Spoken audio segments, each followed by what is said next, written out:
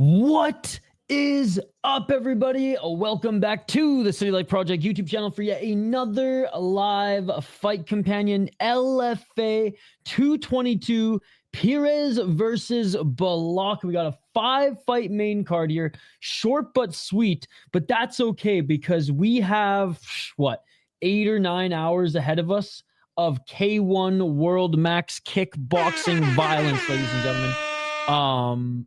I believe Combat Casual will be covering the prelims and the early prelims. We're going to jump over as soon as LFA is done. Appreciate you guys for hanging out. And yeah, let's get right to this first one here. Yo, what's up, dude? Good to see you. You only like undefeated fighters. I've actually met her and saw her fighting live. And saw her fight live in MMA in LFA. She's got no ground game. Once she got taken down, it was like good night, Jim Kite. But karate combat, obviously a very good kickboxer. Yo, what's up? Holmes by Victor. Good to see you. What's up, Half Dead Frank? Let's go the Bosnian Bombshell. Senior, get that KO in Ventura. If you can find that highlight quickly, I'll share it. Nejra Repp, the Bosnian Bombshell. 4-2-0, 420 smoke if you got him. Coming as the underdog here. Coming in as the underdog.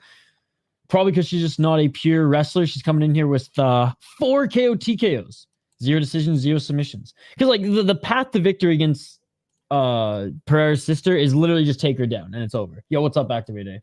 But yeah, like I said, she was super cool even after a loss in at one of the LFA fights in Minnesota. I was able to, she was like hanging out and talking to fans, which was pretty cool. Out at the merch table. She beat a 1-1 gal, lost to 5-0 girl. Lost to Shannon Clark. No shame in that. As an amateur, went 3-0. Yo, what's up, Picture Perfect? Good to see you. Aline Pereira, 1-2 in MMA. She's coming in as the favorite. 1-2 in LFA. She's the Karate Combat champion since losing to Cheyenne Bowers. And look, no shame in losing to Cheyenne Bowers. She was the former interim champ. She is like an insane college like track star. Turn wrestler, turn now just like really good mixed martial artist. And honestly, even though Shannon Clark was the Canadian out of the two, I was rooting for USA in this one because she's just the boss is a way more fun fighter to watch and just honestly smaller than Shannon Clark. Anyways, regardless, she's really fucking good. So no shame in that. Little shame in this, but she was 5-3. This is a good matchup because like both of them are going to throw hands. Like the Bosnian Bomber put on a hell of a fight against Shannon Clark, and they're showing highlights of that right now. And if this does stay on the feet, I think Pereira wins. But Repp has had more experience in mixed martial arts. And again, the game plan should be take down the Brazilian. Shane's picking Pereira. I'm going to go Nejra Repp, but god damn it, Shane. I'm really banking on her getting a takedown. Calm Kanye West walkout base. Yo, what's up, Alina? Good to see you. Yo, Half Dead Frank, let's fucking go. Thank you so much. Yo, who's staying up for K1 tonight? The World Max. The World Max. All right, Pereira making her walkout, and we're just going to share this quick highlight. This is why we're going with the Bosnian Bomber, baby. Yo, thank you so much. Half Dead Frank.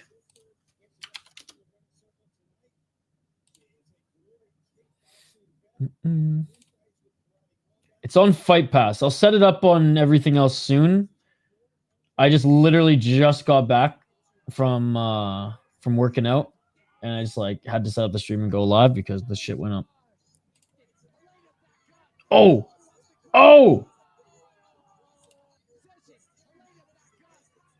Boom! Beautiful stuff. Beautiful stuff.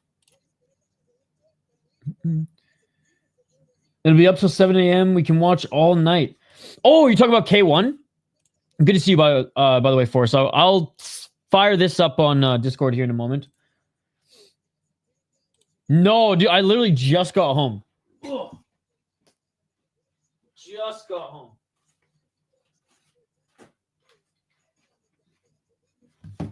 Oh, I'm literally in my like Christmas fucking I call them Muay Thai shorts. My friends call them boxers. 'Tis the season. Hey, cheers for us. 2 all-nighters. Yeah, well, honestly, I hope one ends far before fucking... Because K1 with their intermissions and all their bullshit, like, it's going to go on all night. Whereas, I don't know, like... One shouldn't... I mean, there's a lot of fights on one, but there's a lot of kickboxing fights. There's a lot of Muay Thai fights. Goddamn, there's a lot of MMA fights, though. All right, both the fighters have entered the cage. Yo, what's up, Curtis Clark? God, I need to fix my phone. The back is like falling off. How's it going, guys? Dude, look at all the members in the chat. You guys are fucking awesome. Oh, yeah, Pereira's 35, Repp's 34. 5 inches taller is Pereira. Oh, man, she's going to kick her in the face, Shane. You were right. You were right.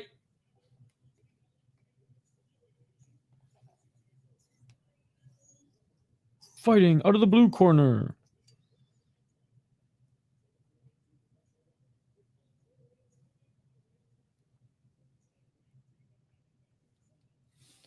Big reach. As long as a Repp freaking grapples, which she's not going to, so it's like, what the fuck? But if she grapples, I think she can win. But she's probably not going to grapple, and Pereira's probably going to piece her up on the outside. But we shall see. We shall see.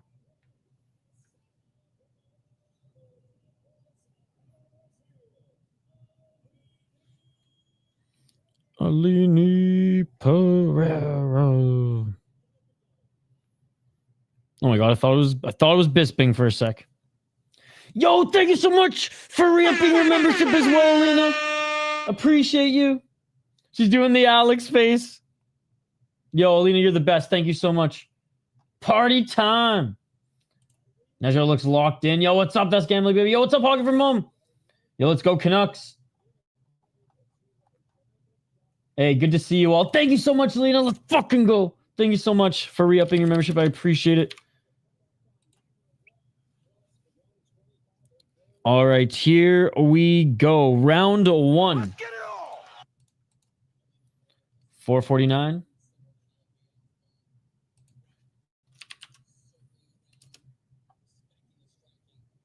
Pereira, right hand. 435. Damn, Pereira. Good shorts choice. Yo, thank you so much for gifting a membership. Let's go. We haven't even had a knockout yet. Chris Cushman gifting a membership. Yo, who got it? 421.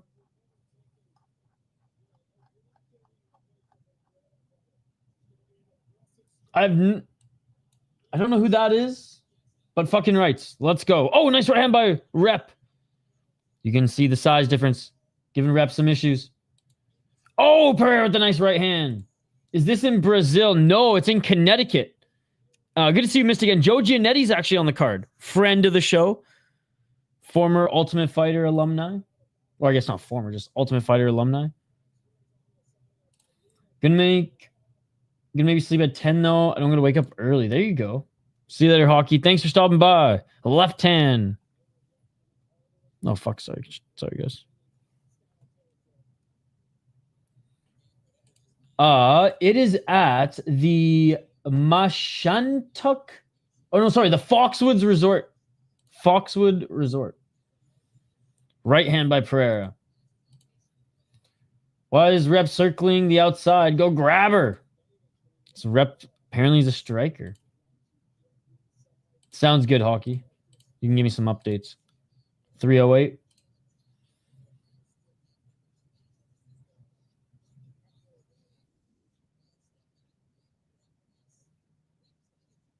And Pereira walking Repp down as Repp's just side to side, circling.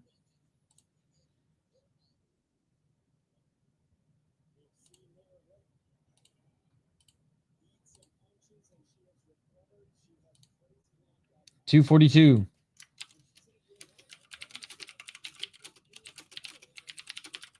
Oh, Pereira with the right hand.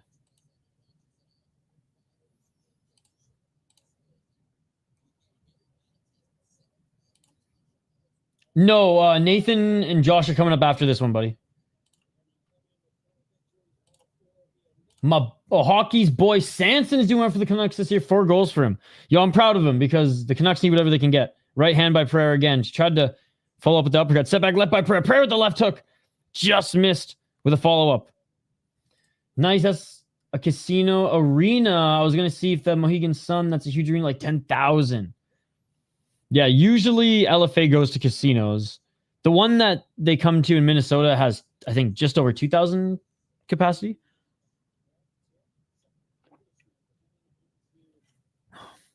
$145. Guys, I fucking just crushed a workout before this and like, I don't even know if I can walk now.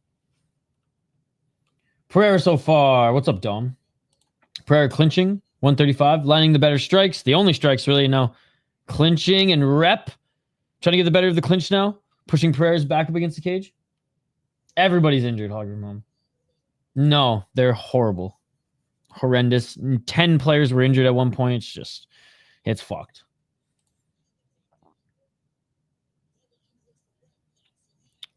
Oh, fuck. That's Gamma, baby. I gotta take a trip off the roof of wherever the Vikings play.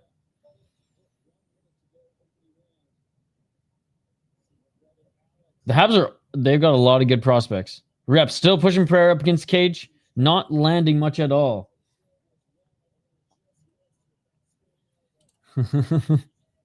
44 seconds.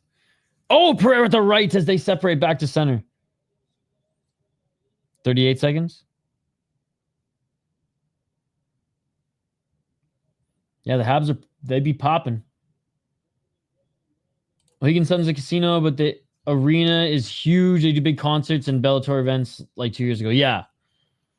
Not like a normal theater in a casino. Oh, nice counter right by Repp. Oilers Panthers again final. It still could happen.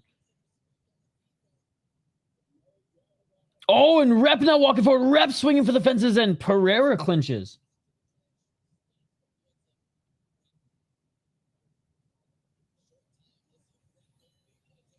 And that is it for the first round.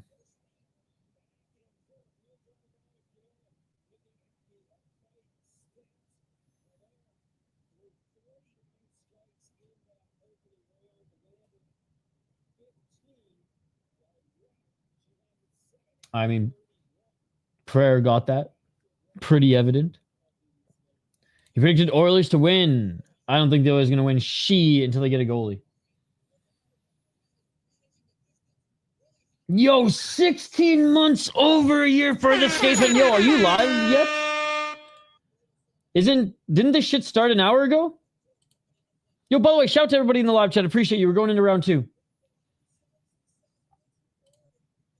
Yo, shout out to Skate. Not 1 year, but nearing 2.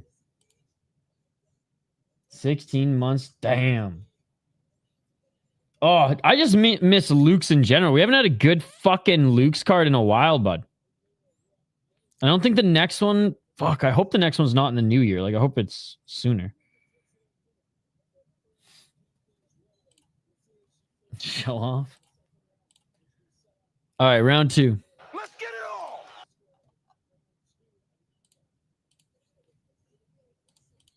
Pereira starting out with some pressure. 445 again. Pressuring Repp outside that center line. How was the Young Eagles show? I missed it on Thursday. I was originally going to do it. He's the best goal scorer of all time, but unfortunately, the second best player of all time is Wayne Gretzky. The best player of all time is Mario Lemieux. 420. Smoke him if you got him. A low kick by Repp. I don't remember that. I'll say one thing. I saw Metallica at that arena, and it sucked. I mean, like, the experience was fun, but, like, the acoustics for concerts suck. Like, I get you can sell 60,000 tickets there, but, like, man, go to the X or wherever the T-Wolves play?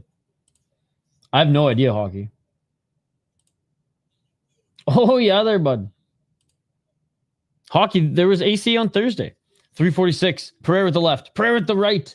Now she's stalking down Repp again. Sid? Dude, like, honestly, he's probably top 5. If not top 5, like... Yeah, I mean, Sid has to be in top 5. 325. Honestly, probably 3 or 4. 316. Now Repp pressuring forward. Not a lot of volume by each. Pereira's just landing shots on the outside when she does. Next Friday? Fuck yeah. The Pereira left got stopping power. 3 minutes and now Pereira's going for the clinch. Dude, that's so sick. That dude, Sid the Kid is... Yeah, it's been a pleasure to be able to watch throughout his whole career because he's something special and still crushing it. 240. She got hit and just stood still. No, I hear you.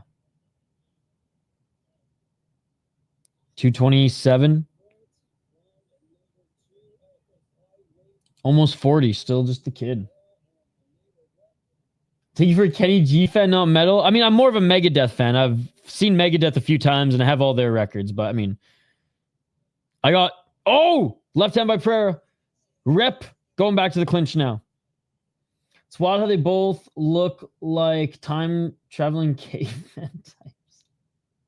Just the over 2.5. I think you're going to get it. Ian, you can become a member of our channel and join our Discord, or you can watch on UFC Fight Pass. Hey, the Global Series start times, though. The Olympics is going to be pretty gnarly, too, hockey. That was just because he came into the league so young.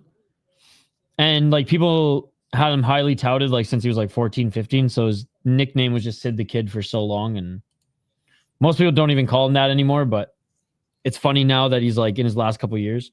Fuck, he might, he might be traded to Montreal eventually, so... I mean, I do like Kenny G, don't get me wrong, but I like thrash metal. Oh, nice foot stomps by Pereira. And look at the outside of Repp's left leg from some of those low kicks. Pereira trying to... I don't know what she was trying to do in the clinch, to be honest.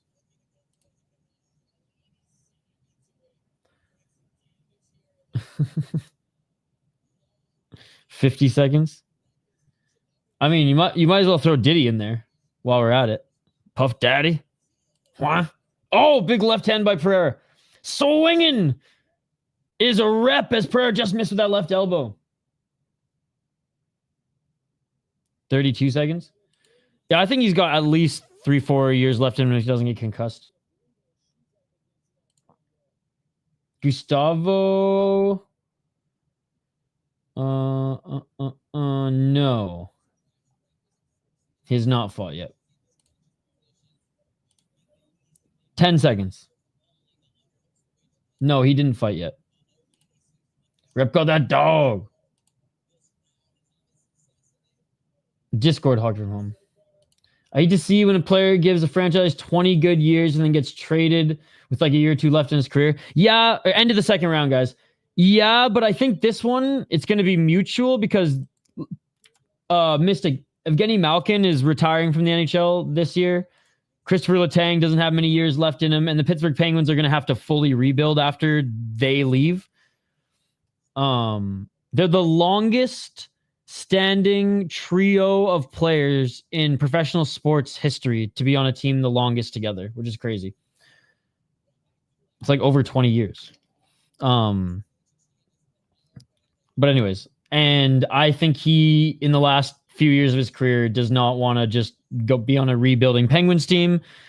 Probably will want to come to a Canadian market. Probably want to come out or stay out east.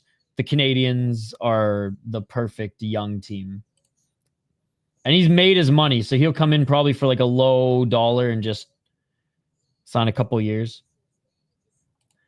I think Pereira will get the decision because when they are striking, even though she did get cracked with one shot there in the second round, she is landing more volume on the outside. And in the clinch, it looks like she's getting more control time. Neither of them are doing too much damage. Pereira arguably did more damage to the leg early in the first round of a Repp. Round 3, guys.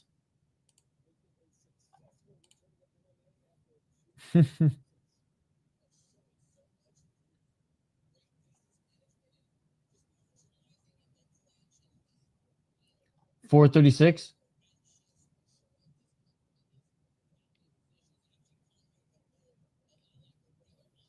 Oh, nice left and right by Pereira. 423. I'm not sure, Diego. It's on UFC Fight Pass, or you can become a member of our YouTube channel. Cancel your membership right away. Join our members-only Discord. Link to Discord's in the members post spot, and you can watch it with us there.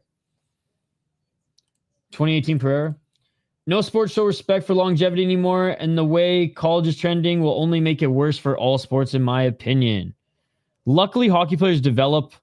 It takes them so long to develop. So, like, you draft a kid and you're not, unless he's like an absolute bona fide superstar, which you don't see much of those anymore. Because I think Max Celebrini is probably, Macklin Celebrini is probably the only one really right now in the National Hockey League. Good prospects sometimes take up to 5 years before it's like, okay, this is why we drafted them. Shama in the clinch is Pereira. 331, pushing Repp up against the cage. Nice, Hockey. If she tags in her brother, he ends it quickly. 316. Guys, don't forget to smash that like button. Vote in the poll questions as well. Are you staying up for K1? The world, the max. 3 minutes. A knee by Pereira. Still in the clinch. Using that MMA instead of karate combat here. 248. Left underhook by Pereira, but they're still in the clinch up against the cage.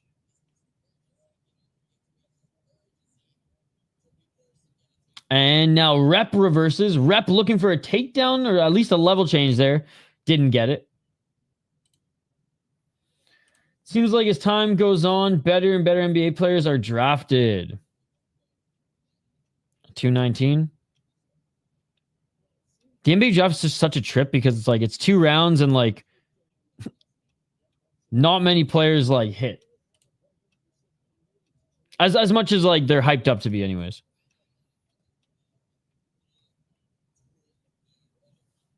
That's so funny. I've actually heard, I know that story actually, Denial.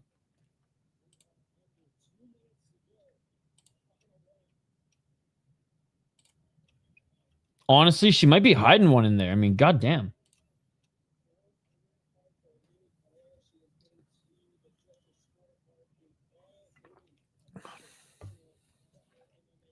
$136.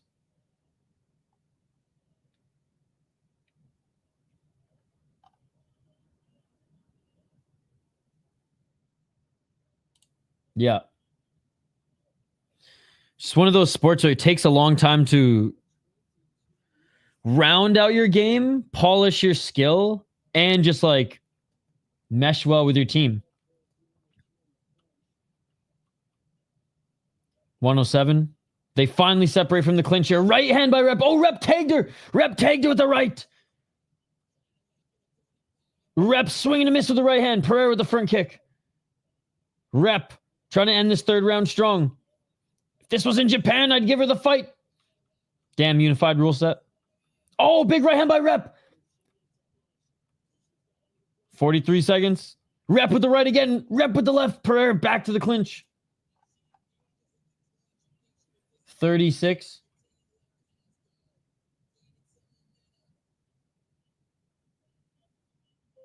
$28 seconds. Whatever ones you want, Hockey from Home, or the popular ones.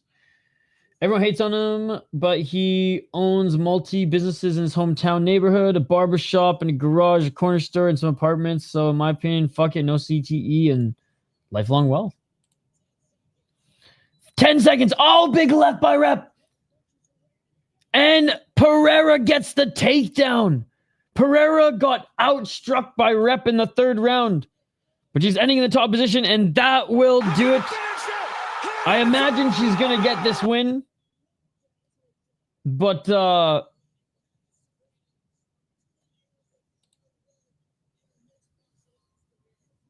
not the most impressive performance overall. Or exciting performance overall, I should say.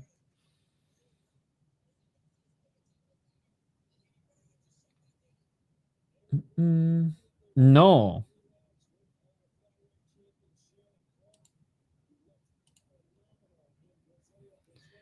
Fight was reversed what I thought it was going to be. Could have ended up like Adrian Peterson and made bank and been shit, but had 12 kids and multi-skanks and turned into CTE-ridden alcoholic who's bankrupt. Juliana Pena, 30-27, no doubt. We're awaiting the official decision. I imagine she's going to win 3 rounds to 1 or sorry, 2 rounds to 1 or 3 rounds. Hey, look at Alex Pereira, Glover there in her corner.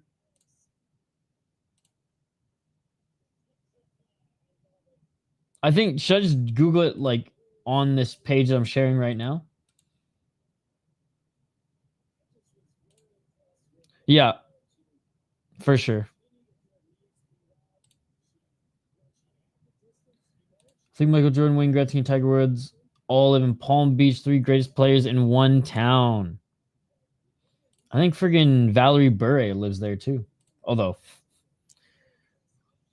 Pavel's brother.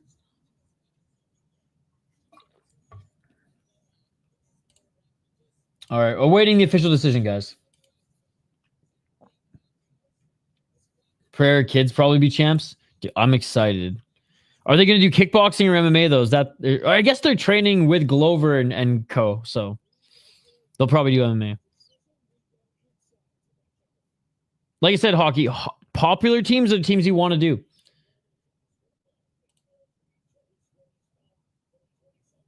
Yo, what is up in the granite? Good to see you. And Aline Pereira.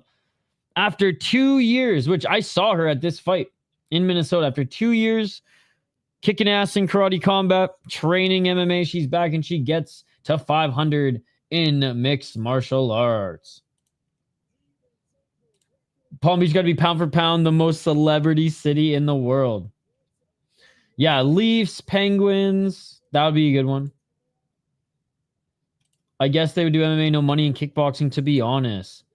Hey, what's up, Funk Master Play? Let's go. We got a little chewy-wee. Chewy-wee. What's up, dude? 30-27, meh. Yeah, 30-27's... I don't know. Like I said, the third round, I honestly thought Repp should have got the third round. It was only 50 seconds of outstriking her. I don't hate that decision. I understand it, but I would have given Repp the third round. But I'm not a judge. That's maybe depending on when I'm away. How did gender bent Alex look? You mean his sister? Not great. But like, she won the fight.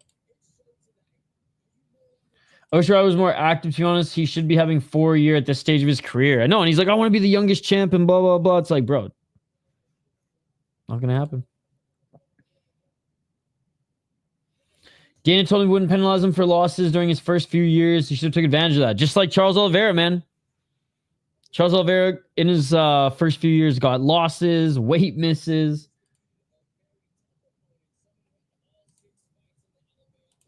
Only if St. Paul Steel gets me another sponsorship.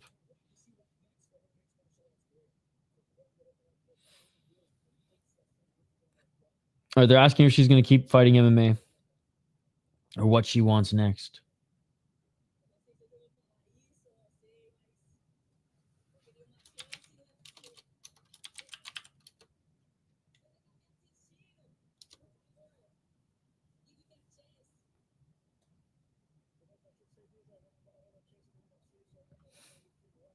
Oh my God, she wants to be in the UFC, dude. I'm sorry, you ain't going to the UFC. Your name ain't Blood Diamond. You ain't going to the UFC. Not TKO. Yeah, she fought 3 times in MMA before this, and then she's been doing karate combat recently, and she did a lot of kickboxing in Glory.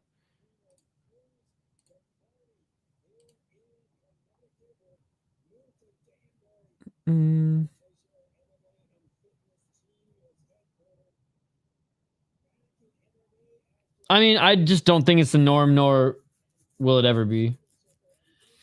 Go to Mexico and pad that record up. Dude, Mexico, Argentina. There's plenty of promotions in Brazil. No. And he was on Shavkat. Like, is he on schedule with his recovery? Or is it going to be like a lot longer? Give her John Jones at the White House. Exactly that. Yeah. That seems actually pretty fair. All right, let's get to this next one. Well, honestly, I'm here to support our boy Joe Giannetti, friend of the channel, Ultimate Fighter alumni. We've had him on the podcast a while ago now. We should bring him back on soon. Whenever he goes live and we're live, we try to raid his channel as well. Good guy and friend of the City Life Project. And he got his first win in LFA last time, so. Friggin' loco, dude. Absolutely. Let's go, Joe. Things are retired, hasn't fought in years. I love what Royval said about fighting at the White House. He wants to fight in front of fans. Oh, wait. Who's next? Yeah, Nathan is next. That's what Tapology says. Hold on, let me double check. Yeah, Nathan is next. I think Giannetti's co-main or featured or... Joe's awesome. A 5-2 is more of a fair record. She could easily just get that. Jeez. My God. Easily get that. Just stop karate combat promotion. Even though she's 35, I'm sure UFC will overlook that because of her last name. She can just, get a few record padding fights in a lower level league, get like 3 more in the next, I don't know, year. But honestly, man, there's more deserving fighters. But we'll see if she puts in the work. Still got to put in the work to pad. Shane's going with Ghareeb. Nathan going to run through this fool. Is that guy Vinicius fighting tomorrow is good? I have no idea. Let me check. I'm so pissed the UFC cut him. I'm a huge fan of Vinicius. Although, like, his Chris Duncan fight was awful. Merzoyev. He looked good against... Okay, I know this guy. He looked good against Teddy Stringer, but other than that, I didn't watch any of his MMA gala fights, but he looked good against Teddy Stringer. And Teddy Stringer's a pretty good fighter. Strong wrestling. Good pressure. No relation, but at least Pereira looks good and still only 19.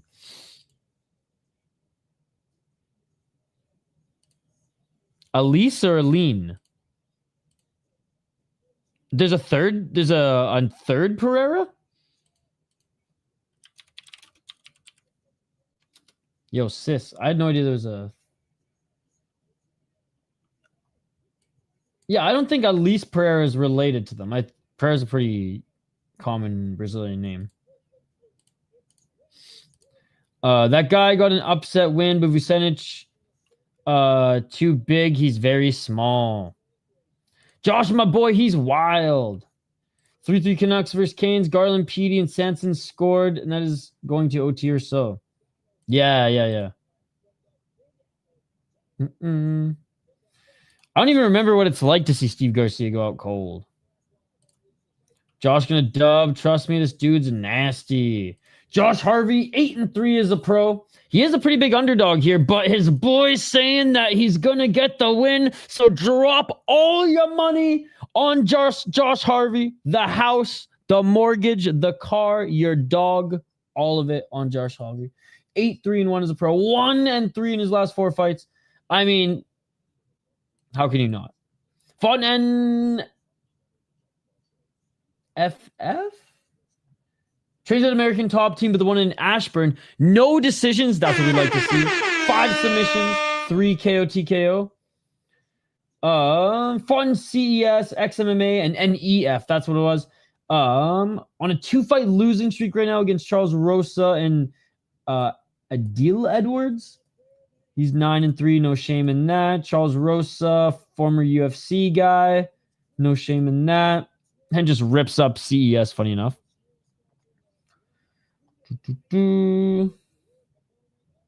Actually, had a draw against Joe Giannetti in 2018. Crazy that they're both back on this card. Small world, small world. He fought Jay Ellis, which is insane. Not the most notable names other than Joe Giannetti, though. Notable name in Ray Ellis, but for a different reason. As an amateur, he did go 5-1, winning 2 amateur titles. Nathan Ghareeb, 12-3 as a pro. Damn, he's a big favorite. 32 years of age, fighting out of Coconut Creek, Florida. He is 3-1 in his last 4 on a 3-fight win streak. He's out of American top team, the main base. 6 KO TKOs, 1 KO TKO loss, 2 submissions, 4 decisions. 0-1 in Bellator, 0-1 in LFA. So looking for his first win in LFA. Fought in Combat FC in his last fight, as well as CES. So he beat a 7-5 guy in 15-7-2.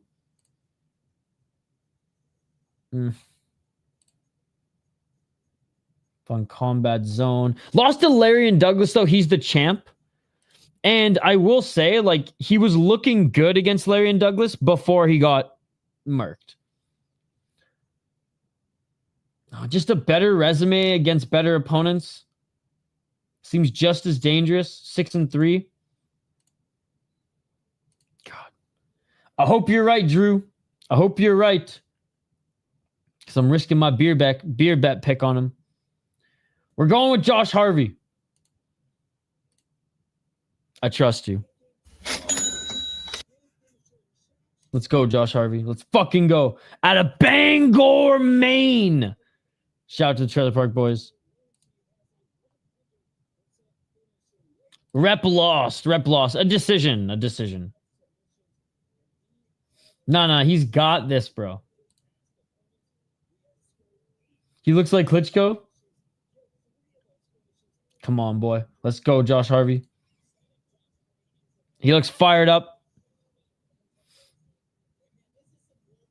Thank you, thank you. I hate ducks, but this one looks alright. Fucking Makayev, Duck and Yerengapov. It's insane. What an absolute disgrace. Yo, what's up, Wyatt? Nice, Hogger Mom. Fuck with it, I wear. Hey, you can find it if you want.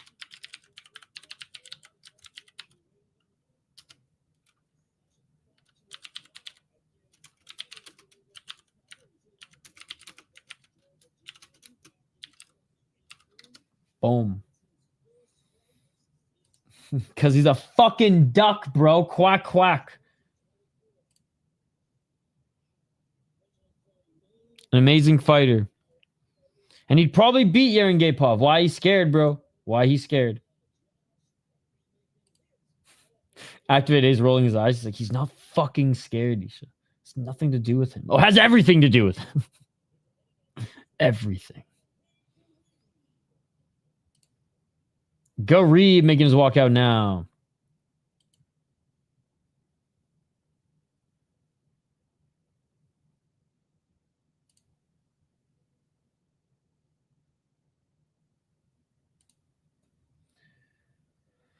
What time is the ceremony waiting for? 1. That's a good question. Let's double check.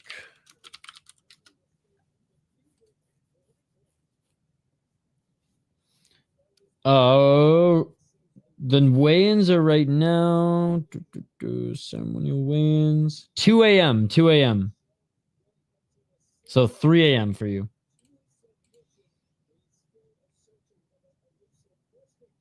Nice.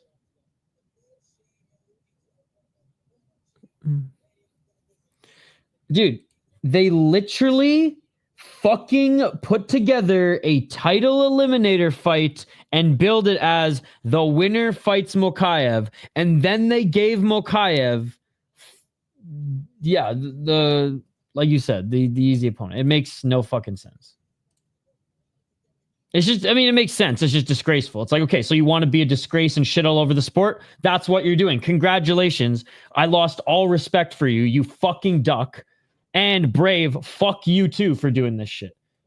Makes me fucking sick. It's a disgrace to the sport. Pires the best of BJJ. Dude, and it's like, he probably still would have beat Yermakhan, but like, why are you putting cans there and actually not just like a competitive fight? And like, why waste Shorty Torres' time when he could be making as much or more money doing other shit as well? In like Ryzen, and I know he was talking about doing some grappling tournaments. Anyways, it's pissing me off. It's pissing me off. Ryan Teixeira is not on this card.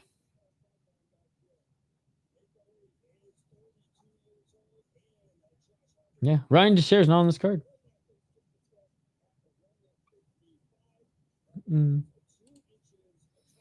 I don't think I've ever seen a title. I have those odds for the challenger. That's the thing. Like, we want to see a fun fight.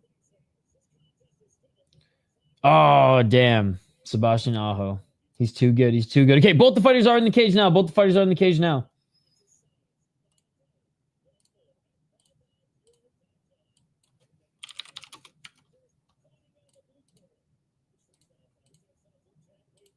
Josh Harvey being announced.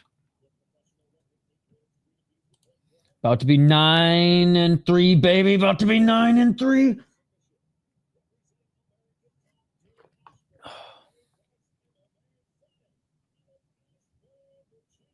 Shorty's a G.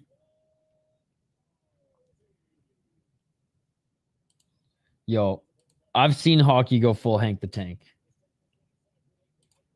You don't want hockey to go full Hank the Tank.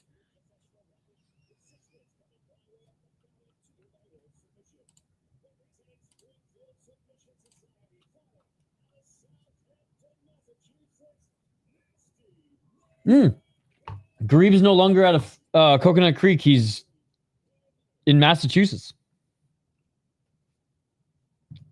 Interesting. Interesting.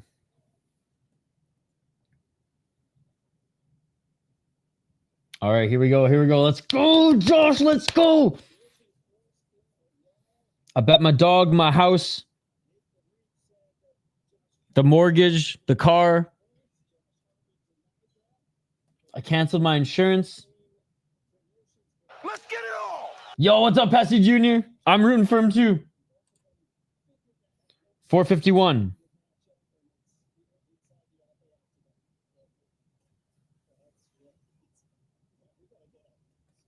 Left hand. Swing and a miss by Josh Harvey. Oh, cool. Yo, shout out to Joe Lozon. Always loved watching him fight. Another tough alumni. He hasn't fought yet. Harvey does look like he's in better shape. Right hand by Harvey. Let's go. See you later, hockey. Ghareeb with a feint. Ghareeb with a front kick. 405.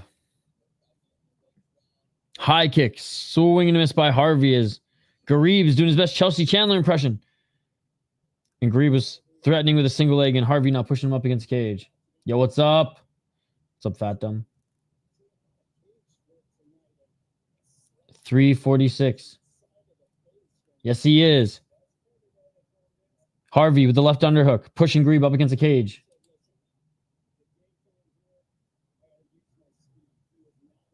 Now looking for looks like a judo throw.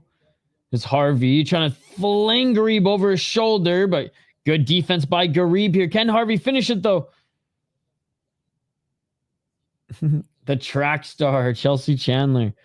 Oh, and Ghareeb ends up getting the takedown. Ghareeb now in the top position. Ghareeb. Half guard.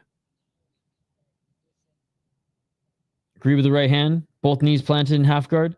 Harvey. I mean, he's going to have to try to get back up to his feet. 255. No, Harvey's got this. Easy wall walk. Easy wall walk. Ghareeb with the right hand. Still controlling him. Harvey, high guard. Unable to do anything with it. 231. Ghareeb, half guard still. Ghareeb with an elbow to the body. Right? Or like tripped. Ghareeb still in half guard.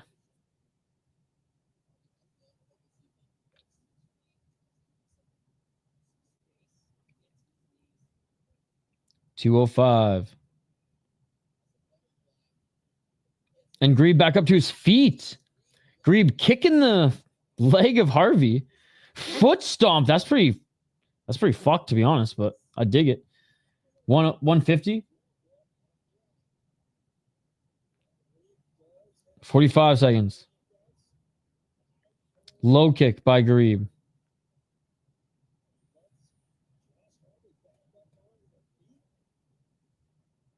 $134. Nice front kick by Harvey. Low kick by Ghareeb. Front kick by Harvey. Oh, another low kick by Ghareeb. Oh, nice body kick by Harvey and sends Ghareeb to the ground, but Ghareeb back up to his feet. Yo, frig off with your best viewers shit, bitch. 105. Left hand by Harvey and a right hand by Ghareeb. I think you should be able to snack mid-fight. 54 seconds remaining in this first round.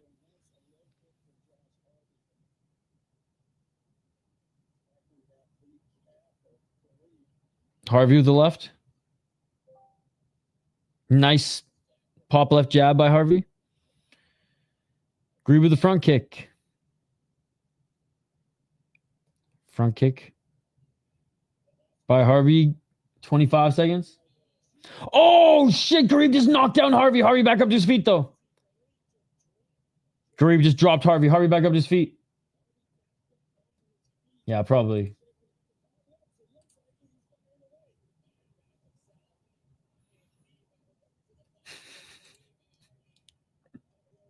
One of those Korean ones. Just breaded to shit with a bunch of fucking MSG. And that is it for the first round. Ghareeb ended up stealing that round with a strong finish on his feet. Yo, what's up, Sleeto?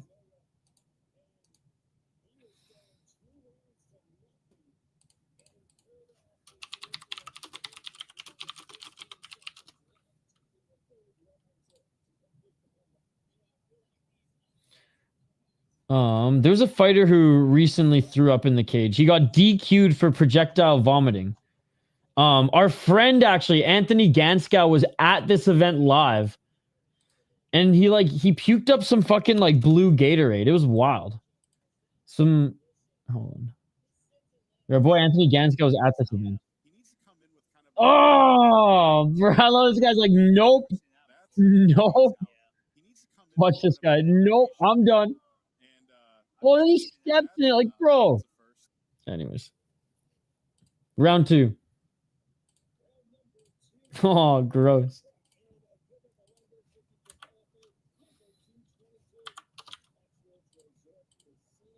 What's up, Amberly?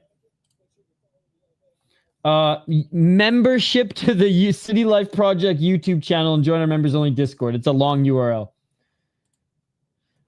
It's on UFC Fight Pass. So if you have UFC Fight Pass, fire that up. If not, we're watching it in our Discord. You become a member of the channel, cancel your membership. You still got it for a month. Join our members only Discord.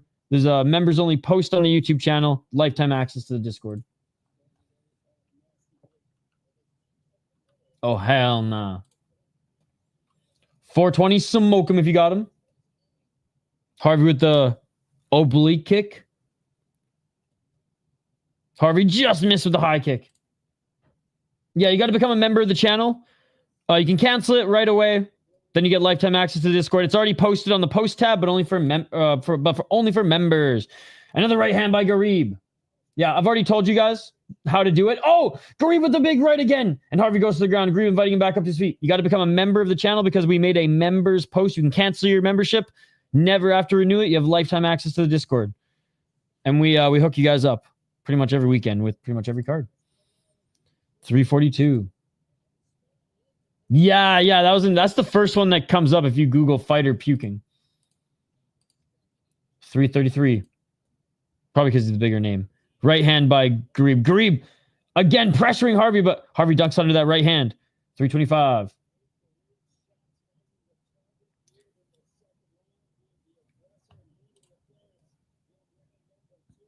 $316. Overhand right by Harvey. Just doesn't have that same pop that Ghareeb has. Ghareeb with a low kick and oh, Harvey's lead left leg is getting pieced up right now. Oh, and Ghareeb knocks down Harvey with the low kick. Harvey back up to his feet. This is not looking good. This is not looking good. USA, come on, Harvey. Come on.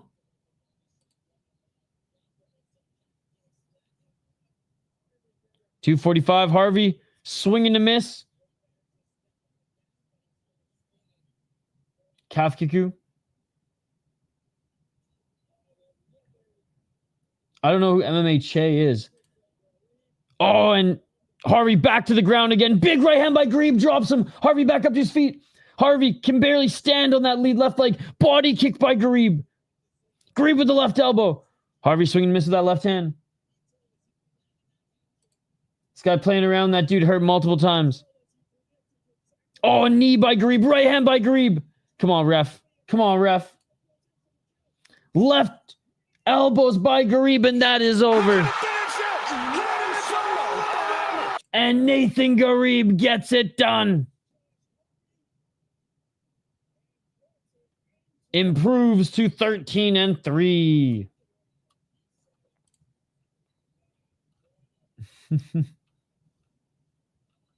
Great win, great win. Hey, Josh Harvey tried. Ray had to save the guy. Ref had to save the guy. Ghareeb is nuts. What up, ladies and gents? Nice teeps. I'm legit sad like I knew Josh Harvey. Hank's wish is granted. I have to now live on the street. Uh-oh.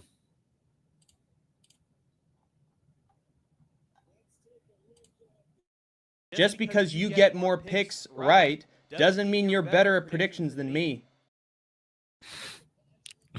Oh, fun finish, fun finish.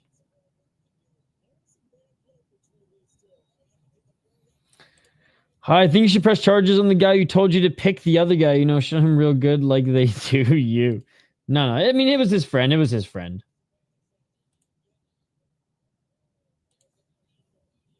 Josh is my coach, sad day. Hey, he's got a lot of heart.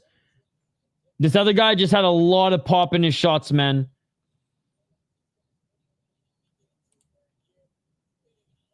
No, not yet. Hey, Dan, you tell your coach that the City Life Project picked him to win.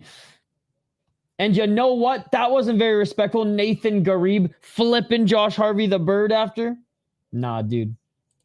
I'm Josh Harvey. I'm Josh Harvey fan till the day I die, motherfuckers. Win, lose, or draw. All good, all good. Yeah, it hasn't fought yet. That Hank thing will live on forever. Sparked out. I don't give a fuck if the decision's rigged. Yeah, look at this. Josh Harvey giving him respect. Yo, we've already said no. No. That was a sick finish. That was a sick finish. Fuck. Where's my charger?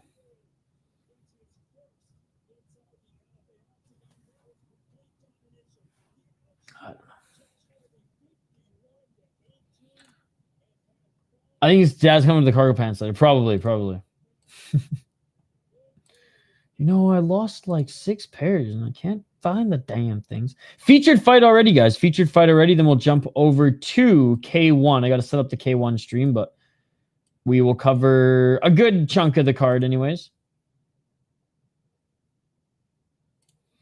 I had a call from my mom during members earlier. Forgot this was coming on. Yeah, let's go, Amberly. His tat says, fuck your feelings. Interesting choice. I need to see where Hank goes to his dad's closet and sees if he's ever taken anything from him. Oh my god. A live stream of Hank jacking his dad's fucking cargo shirts. I'm cleaning out my closet. I'm just imagining it with that Eminem song in the background. I never meant to make you cry, but tonight I'm stealing all your cargo pants.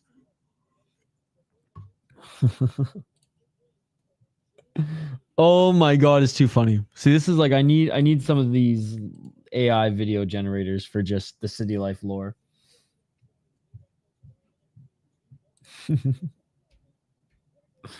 Oh man. All right. Let's get to this next one. Yo, what's up, Kevin? Good to see you. Good to see you. All your cargo pants. Oh my god. All right. That's fucked.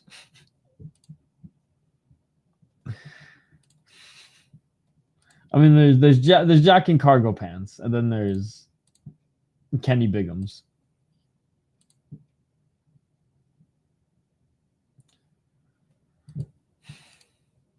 All right. Moving right along. We have a Tito Ortiz in the audience here tonight.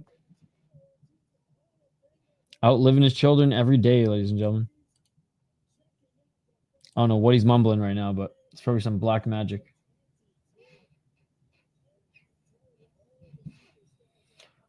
He's good. He is a brawler who finishes guys and doesn't go to decisions often. He just won the A1 Combat belt. On short notice, I still think he's going to lose, but it'll make for a fun fight. Someone's getting knocked out. He's in the house. Being old, mature. This is how you cut onions, guys. He cuts his whole hand.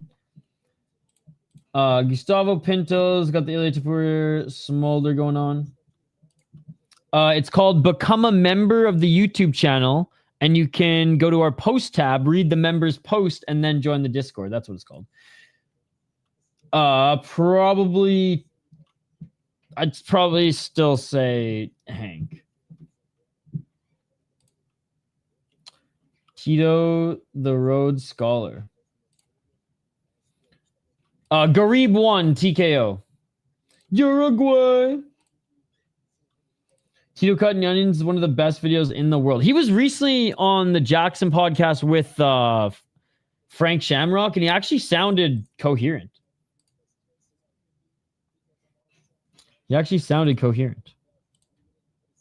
And like not as bad as usual, so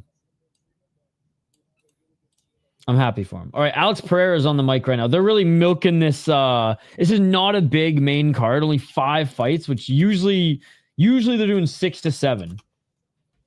So this is a small card. I'm sure there were some cancellations. ZDE reversing. Yo, what's up, Marco? Good to see you. What's up, Elfizu? No, he's just there. He was there cornering his sister. She fought on the first fight. Oh, let's go. Vamos. It's coming up soon. All right, Gustavo Pintos, 9-0 as a pro, 4-0 in his last 4 fights. He's out of Uruguay, 33 years of age. Been fighting in Samurai Fight House, 7 knockouts, 2 decisions, 0 submissions. And also Invictus Deluxe Championship. But he won the Samurai Fight House belt, which I am still so torn on Samurai Fight House because it is not a deep league. It's not a great promotion. Having said that, they are developing prospect after prospect after prospect who are competing in major organizations and or the UFC right now. So what the fuck do I know, ladies and gentlemen? What the fuck do I know? 11-1 guy, 9-4. He's fucking sick. Going up against the Black Cat, 31 years of age, training out of Danbury, Connecticut with Teixeira and co.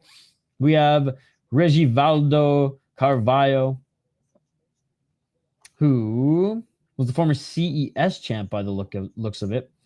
5 KO TKOs, 5 submissions, 1 decision, 2-0 in Bellator, 0-1 in LFA. Okay, so he defended his CES title. Actually, the guy he won against Don Shanis, good opponent. And then a 7-2 guy, no shame in that. Lost to I don't even know who he is. Blake Bilder's okay. I mean, Blake Bilder's not great, but I mean, he lost him when he was a prospect coming up. Jay Perrin. He's got some names, and I don't think CES is a great promotion personally, but like it's a regional show that's been around for a while.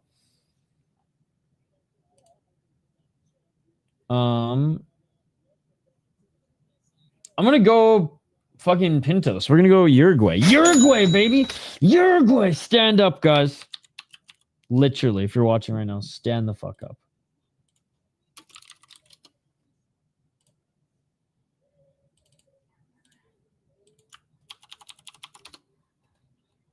And whoever's watching on Discord, if you have your mic on, please turn it off.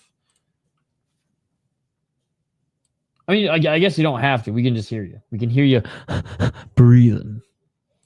Besides him killing that guy in the gym, why did Blake Bilder get cut?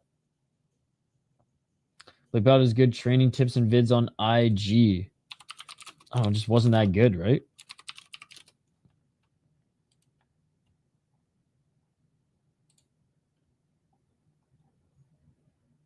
I guess he was only on a 2-fight losing streak. They've been cutting guys who've lost 2 or 3 times now in the UFC though. His Shane Young, Alex Morgan.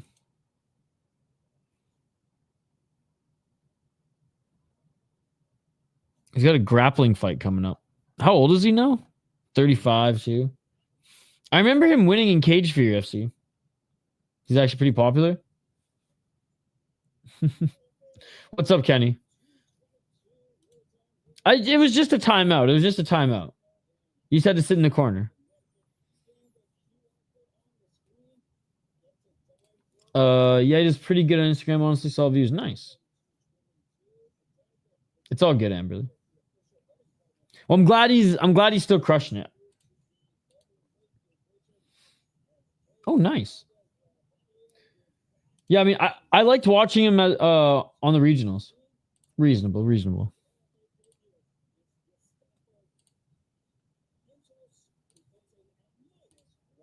All right. Let's get to the next one. As they're making their walkout now. Gustavo's Pinto Carvalho. Who do you guys got in this one? I already went over the breakdown. I already said that I think Pintos was going to win. I think Alex P probably only wants Jones at White House only now. I don't know why there's legit good matchups for him like Alberg. I think he's probably just feels like he's accomplished what he needs to accomplish in the UFC. Now he just wants that big money fight before he retires before 40. But that's my only guess because there are some big fights. Gustavo Pinto's gonna papa. Let's go, baby. Let's go. Let's see if I can find some of his highlights. Yeah, so 4 titles in Uruguay, 1 in Argentina, they're saying.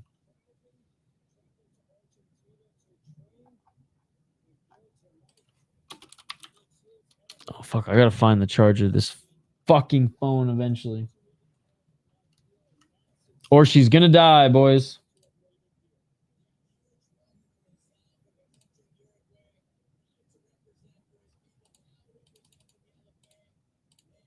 Is this a highlight? Okay, I found one. I found one highlight.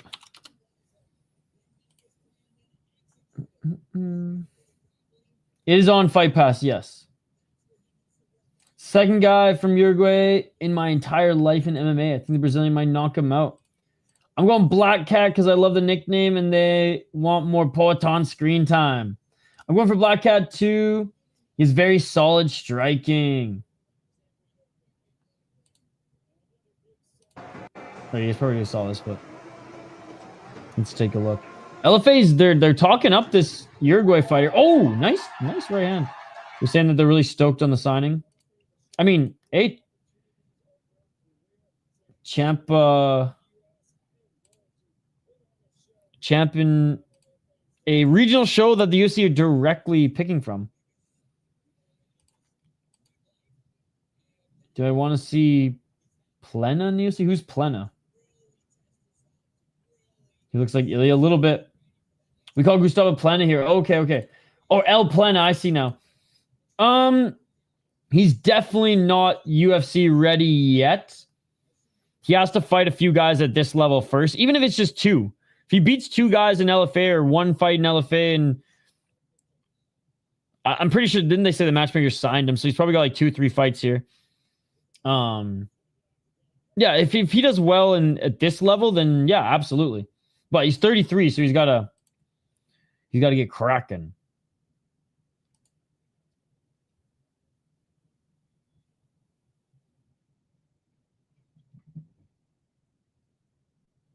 Hey, no problem, dude. I do 30 plus hours of combat sports commentary every single weekend. We're going to be staying up for the K1 World Max, which should have started by now. I think it has started, actually. But there's like 5 early prelims, then there's like 8 prelims, and then there's a fucking whole tournament of a main card. So like it's going to be like 9 hours. So there's a lot of time.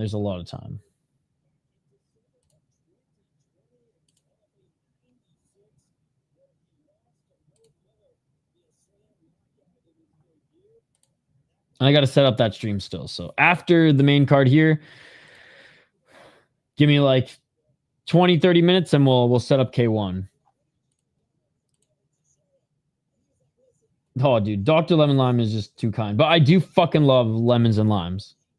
I might actually throw some limes in my water.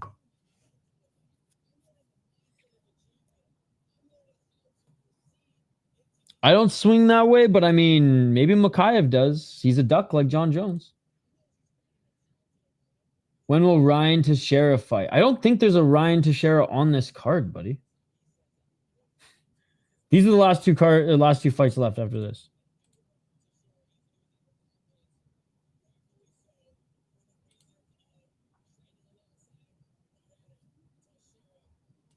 Unless Ryan Teixeira is Black Cat here, and everyone just has different names.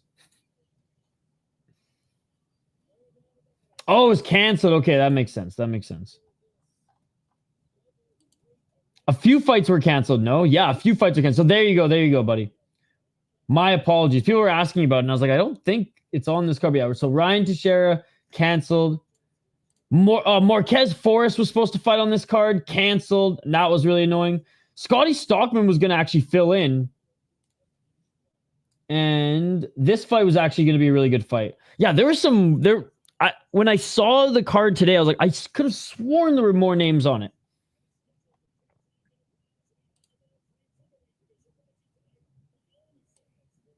Glover versus Hamza. That'd be Hamza worst nightmare. Go smart guy. Oh, nice.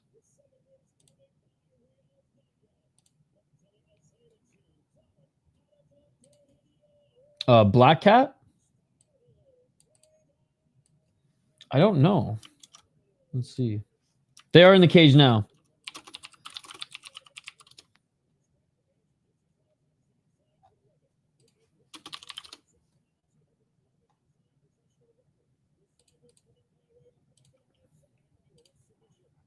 He's Glover's nephew. Oh, no way.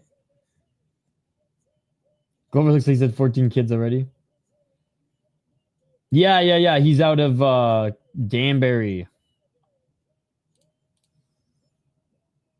I didn't know he was his nephew, though. That's cool. Pinto needs to debut versus Damian Pinache. Pinto versus Pinache for the ages. Oh, dude. I don't think Pinache will ever be able to fucking fight in a cage after what happened last time. He just did the Usman. I actually love the JBJ versus Pereira fight now that he isn't holding up the division. That Ryan guy I'm talking about, by the way. Yeah, okay. He just did the Usman. All right, round one, ladies and gentlemen. Let's get it. Let's get it all. 448. Carvalho, swing and a miss. Low kick by Pintos.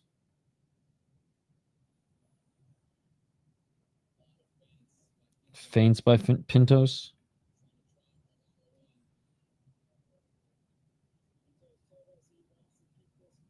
At center. 145 pounds for these guys. Both tall and big for the division. Oh, a nice low kick by Pintos.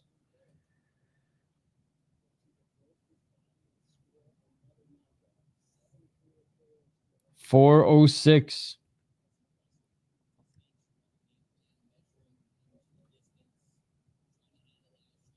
Oh, oblique kick by Pintos.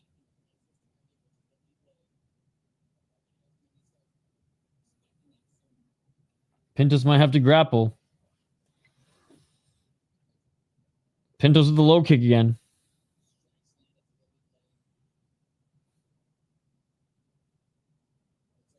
.339. Carvalho now. Walking forward. Carvalho with the left. I need to make some coffee before K1.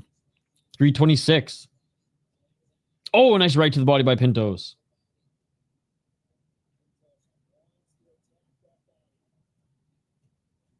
.316.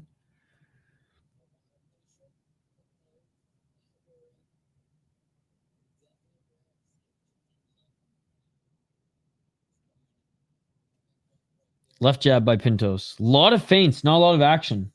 Oh, there's a right hand by Carvalho. Carvalho now with the right. Carvalho with the left. Carvalho eats the left. Low kick by Carvalho. Oh, knee by Carvalho. Just missed Pintos. Just missed his chin. Carvalho sharp on the feet. He's picking his shots wisely here. Nice punch. Oh, Pinto, that straight left. That was actually really nice.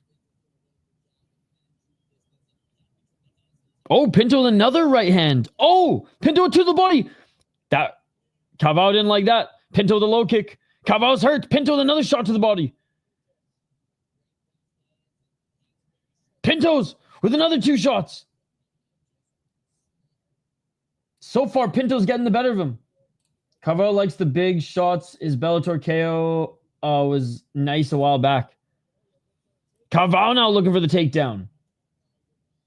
Pintos is actually outstriking Carvalho and lands some big shots and hurt him to the body. 143. Pintos with a knee, not allowing Carvalho to take him to the ground. Pintos trying to get out of the clinch. 133. Oh, right elbow by Pintos. Right hand by Pintos, but Carvalho trying to get back into the clinch. Pintos trying to get out of his grasp. 121. Another right elbow by Pintos. I think Carvalho blocked down. They're back at center. Front kick. by Carvalho. 1 minute and 10 seconds. Carvalho missing with the right hand. Pintos missing with his counter right. As Carvalho came in with the left. 1 minute remaining. Jeez.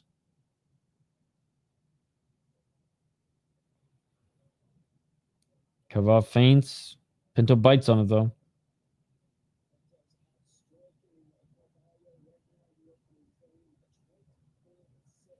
(24-6) is the strike differential from Pintos and Carvalho. And Pintos again with a right and left and a tie clinch knee. Low kick by Pintos. Nice striking by the Uruguay fighter.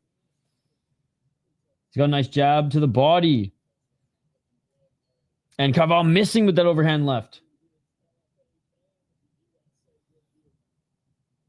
Oh, big right hand by Pintos. Pintos with the right to the body. Pintos with the front kick.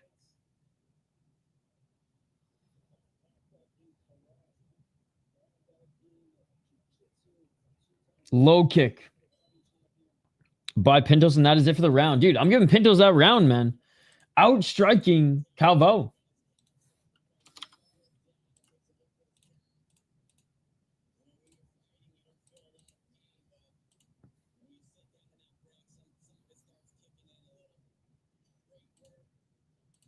Fun round, fun round.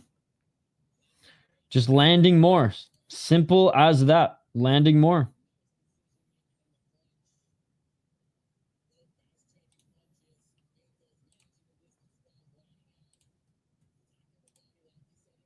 Pinto looking very good.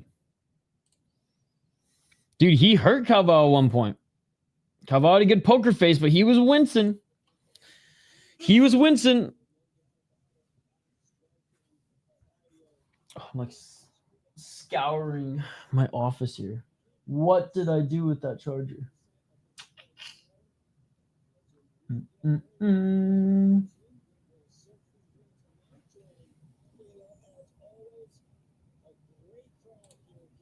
Oye, ¿cómo va? Pintos is winning the first, or won the first round. All right, here we go. Round two. Let's get it all.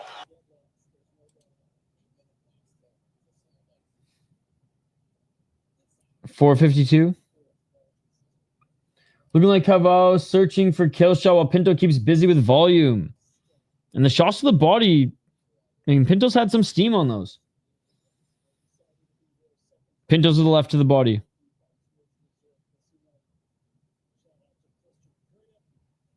Oh, nice left hand by Carvalho. 420, smoke him if you got him. We'll definitely crush some push-ups here soon.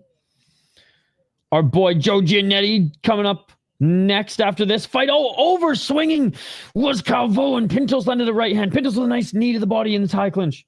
They separate again. 410. Left to the body by Pintos. Let's go, vamos. Right hand by Carvalho. Out of range. Pinto left to the body, but blocked by Carvalho. Front kick by Carvalho. Pinto counter right. Blocked by Carvalho. Right hand by Pintos. Oh, there's a left by Carvalho. Pintos didn't like that. We're back at center. Low kick, swing and a miss by Carvalho, and a right hand to the body by Pintos. Low kick by Pintos. Low kick by Pintos again. Carvalho with the right elbow, but Pintos with the counter right doesn't land. They're back at center. Each land a left.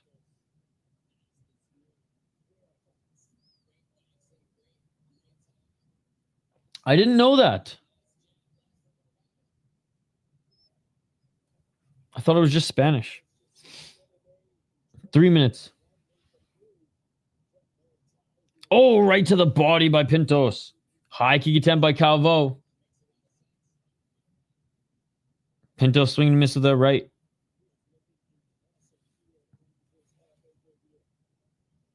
.242. Italian, Portuguese, and Spain. In Spanish. That's super cool. Low kick by Pintos.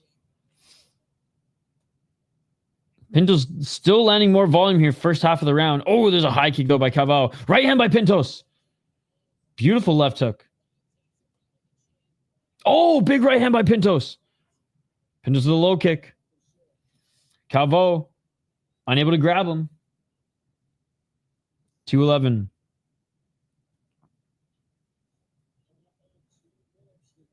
Swing and miss by Pintos. Left to the body by Pintos.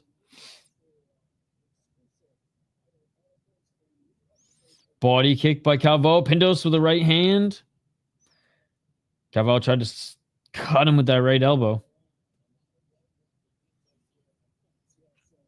Left to the body by Pintos. Carvalho with the 1-2 swing and a miss.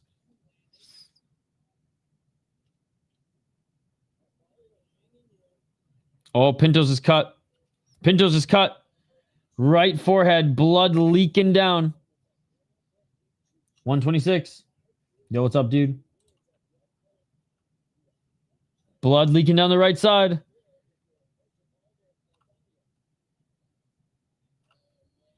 $114. They each missed with their counter shots, but they were loading them up. Knee to the body by Pintos. Oh, right elbow by Pintos. Pintos needs to throw lead elbow. Carvalho keeps trying to roll. Oh, left to the body by Pintos. Right elbow by Pintos. Pintos with the takedown. Very good fight IQ, man. Going for the takedown here late. Even though he outstruck Carvalho in that round, Carvalho back up to his feet. He got cut, so that could sway the judges, but he didn't do much of that takedown. But smart move, smart move. Back up to their feet, clinching. Oh, right elbow by Pintos. Pintos with a knee to the body. Carvalho grabbed the cage, cut off his fingers. 24 seconds.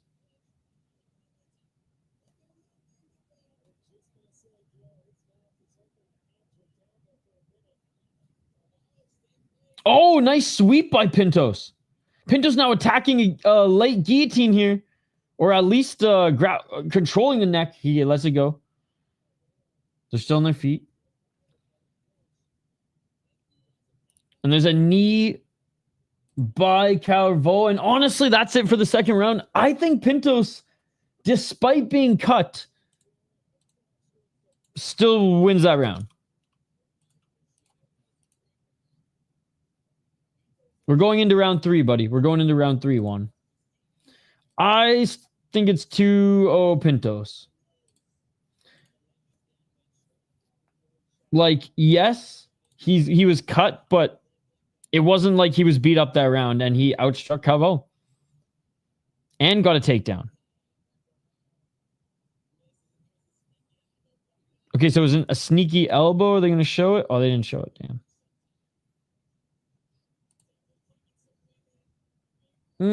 I don't know if he'll get the knockout. But we'll see. We'll see. I do think it's fair to say he's up 2, but he did take some damage in that second round. His opponent hits hard. Pintos, volume striking. But some of those shots to the body hurt Carvalho in round 1. All right, here we go. Round number 3, Pires. He's gassing. 453. Oh, more low kicks by Pintos. Pintos with the double left. Yeah, most of the time LFA goes to casinos. Like whenever I watch them here, they're in casino. Nice low kick again by Pintos. Pintos with the right hand. Usually there's like a theater and they set the cage up on stage. Where LFA comes to Minnesota, it's awesome. Oh, short elbow. Back to the clinch. Knee by Pintos. He's getting pushed up into the clinch. Let's go Plana. Yo, what's up, Balti Mega? Good to see you. Good to see you. We're going to fire up some coffee and K1 after this, my friend.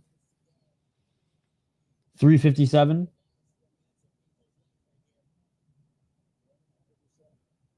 And they separate.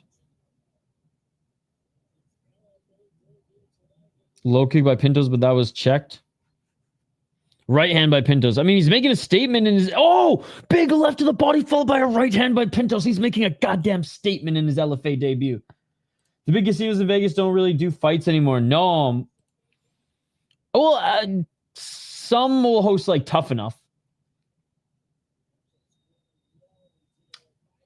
Oh, big shot by Pintos. He knocked down Calvo. Pintos knocked down Calvo. Pintos now trying to grab his back.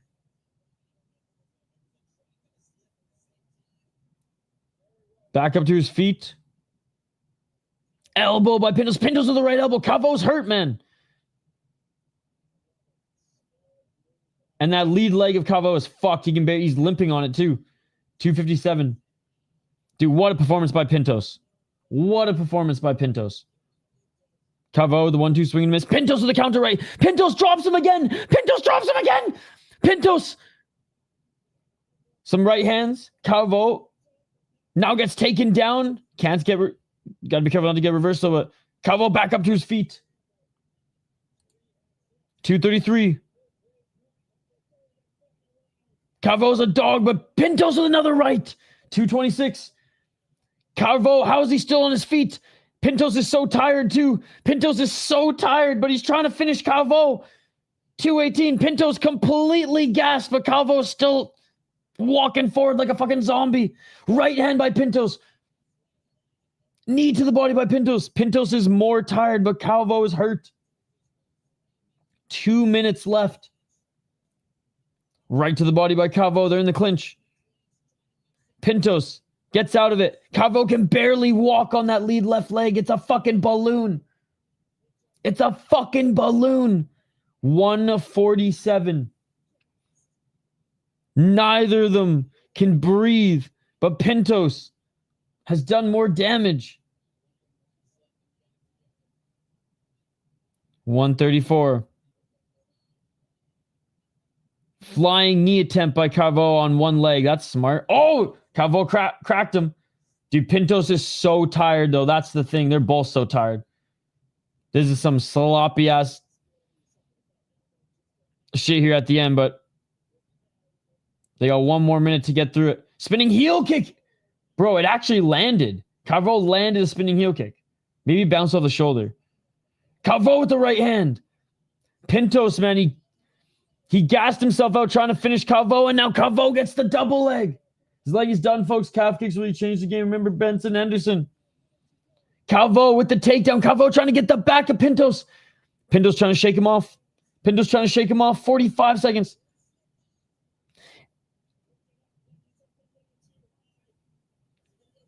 Oh my God, triangle armbar by Calvo. 37 seconds. He's looking for the triangle armbar. Calvo's looking for it. 30 seconds. 30 seconds. Elbows here by Calvo. And Pintos gets out of it. Pintos gets out of it. 21 seconds. 21 seconds. Back up to their feet. Pintos gonna win this fight, goddammit. Pintos gonna win this fight, goddammit. Right hand by Pintos. Pintos with the takedown. Let's fucking go. Left hand by Pintos. And that is it, ladies and gentlemen. Let's fucking go. Let's go. I gotta find this charger, else you guys are gonna miss the rest of the LFA card. I think Pintos should get it. I think he won. Honestly, I think he won all 3 rounds, but round 2, you can make an argument goes to Calvo.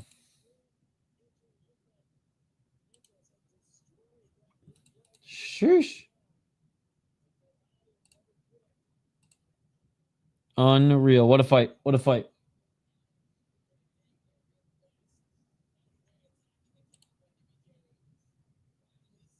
All right, we're waiting the official decision. One sec, guys.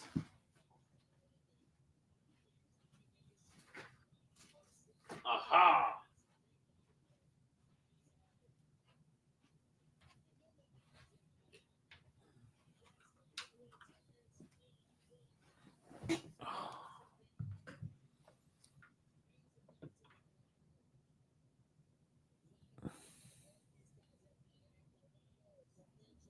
Bro, my cousin's 7-2. We're awaiting the official decision. Aris Academy.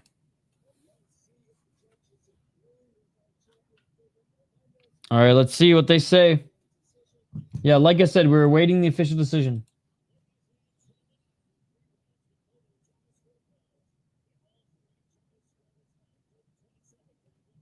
$30-27. Gustavo Pintos! He did it! 30-27.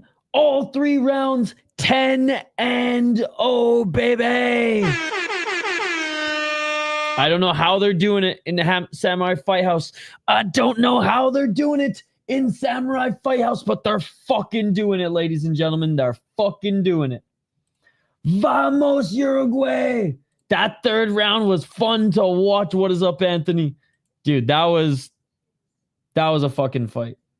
His gym in Uruguay is pretty good, too. Dude, let's go. That is awesome, man. I'm stoked for you guys in the chat, and I'm stoked for him. Let's go. And you know what? I'm stoked for this next one as well, because we got friend of the channel. That is right. Joe Giannetti, Boston native, who's, like I said, been on the show before. One of our early podcast episodes.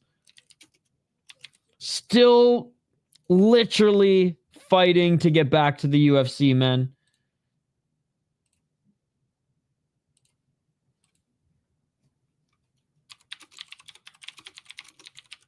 And I love how he joined LFA, because he was with Cage Titans for a while, a champion there. And now about to rip it up in LFA, and hopefully an invite back to the UFC. All right, Jose Ferreira, 13-2 as a pro, 2-2 in his last 4 fights out of Chile. He's actually the favorite coming into this one. 5 KO TKOs, 5 submissions, 3 decisions. He's only lost twice via KO TKO. 1-0 in LFA, 4-1 in Combate Global, and 4-0 in LFN. His last win was against a 6-1 guy in Combate Global named Drake Randall, who he knocked out in the 3rd round. He beat Chris Maquette, who's just like a really good regional fighter. Yeah, really good regional fighter out of Bloodline.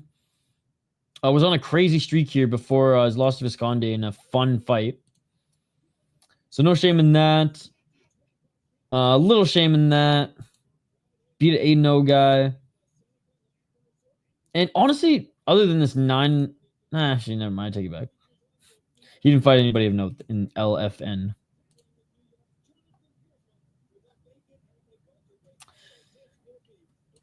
His last loss was to a really good opponent. This one, not so much. But overall, his resume is a pretty good regional resume. And dangerous as well. But he ain't no Joe fucking Giannetti. He ain't no Skeletor. 17-7-1 as a pro. I mean, where the fuck do we even start with Joe Giannetti, man? Boston guys who fought a lot in Cage Titan. As an amateur, went 6-0, winning 2 amateur titles. Right into pro. Fought Jay Ellis as well. Gotta love it. Didn't fight the best competition in the beginning of his career leading up to the Ultimate Fighter. But I'm pretty sure it was like a season where everybody was like undefeated. He beat Stipe's guy. I don't remember this guy, but he beat this guy as well in the 1st round, and then lost a split decision to Michael Trizano, who Michael Trizano didn't really even have that much of an MMA career, or much of a UFC career. He wasn't in the UFC for that long anyways. It didn't make too much noise. Josh Harvey's who we got a draw to after that when they were both young. And then would go on like little runs here. 2 fights, lose 1, lose another one, and then go on a big run. And this was honestly his best run between 2021 and 2023. Won the Cage Titan title, defended it. And then I believe fought, because he was 2-time champ at one point in Cage Titans. So I think this was for a completely different title. Defended the last title. Defended the 2nd title against Canadian Michael Dufour. Lost rear naked choke. Came back and landed a beautiful jumping head kick. Ninja choke. Lost another close split decision in Cage Titans. Gets a win in Karate Combat, as everyone seems to do. Fought in LFA, got a win, went back to Cage Titans, and lost the decision to Dakota Bush. So he's coming off a loss, but he did win in his last appearance in LFA. 30 years of age now. He was fucking young when he was on The Ultimate Fighter. Go Chile. Oh no, is that Dagestani Chilean? My God, what's up, Bobby D? I'll go head to head. I'm picking Joe Giannetti.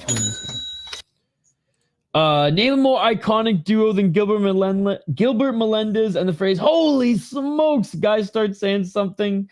Locks on like a dog. Great to see you, Lazy Bet, and you were so true. Hey, what's up, Rich? All right, who do you guys got in this one? In my bias, 100%. 100%. But do I think Joe Giannetti is a very well-rounded fighter who can beat most, if not all, regional guys? Yep. Ferreira, I would say, is a little bit more dangerous. I would say Joe Giannetti is a little bit more well-rounded. Again, let's fucking go, Joe.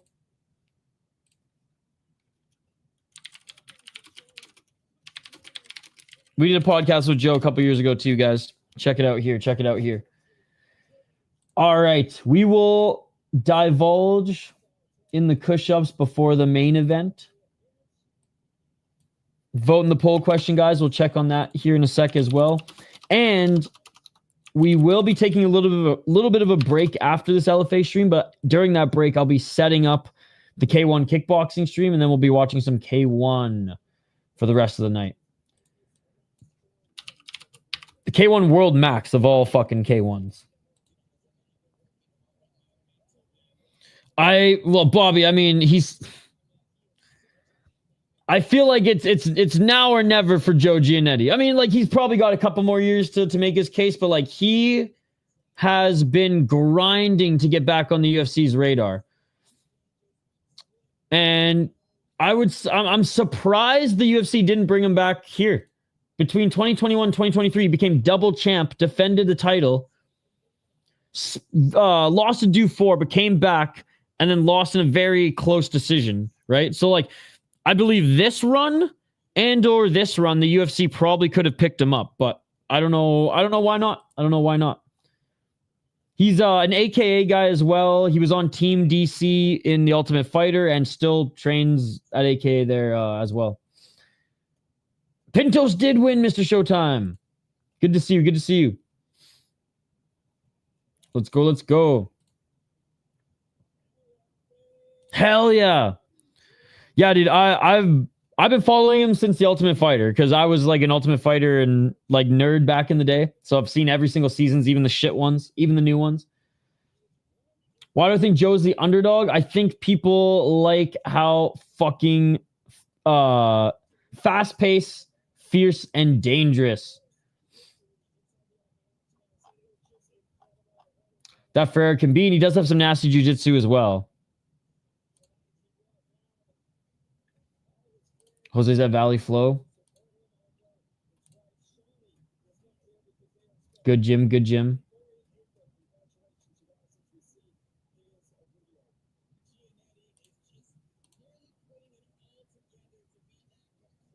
Yeah, what's up, Marcos? Good to see you. Good to see you. And I also need to refill my water bottle after this because I am parched. Is this live? Yes, it is, buddy. Yes, it is. We are watching it on UFC Fight Pass, or you can become a member of the channel. Cancel your membership so you never have to pay a dime again. Join our members-only Discord for life. And we share not only just LFA, but every single event that you can think of, even when we're not live. We're going to be watching K1 later as well. We got your back for that one too, my man. But it is on UFC Fight Pass Live, and we will be doing live play-by-play, commentary, reaction, and, of course, live interaction with all you amazing folks here. We're just waiting as these fighters make their walkouts now.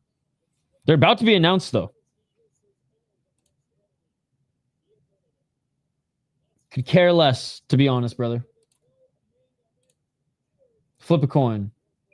Combat zone? No, not really. Think Islam?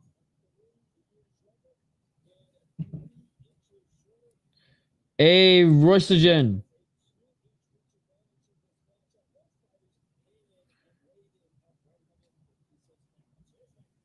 Hey, cheers, dude. Appreciate it. Roy, come over to YouTube. I was thinking, let's fucking go, Valentina.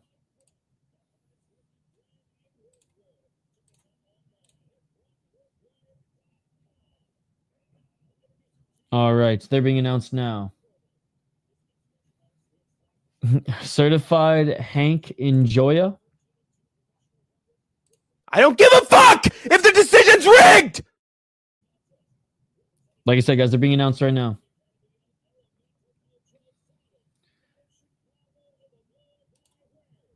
I'm gonna watch. Yeah, I mean, right after UFC, we're gonna watch one. I think we're gonna miss like an hour or two of it, though. All right, we're focusing on this one, guys. Joe is being announced right now. 30 years of age.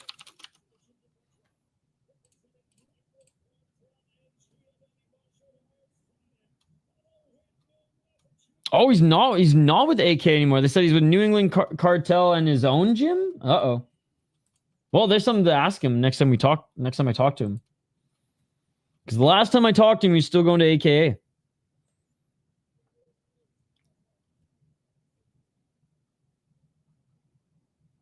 All right. You got the bout order, my man. You got the bout order.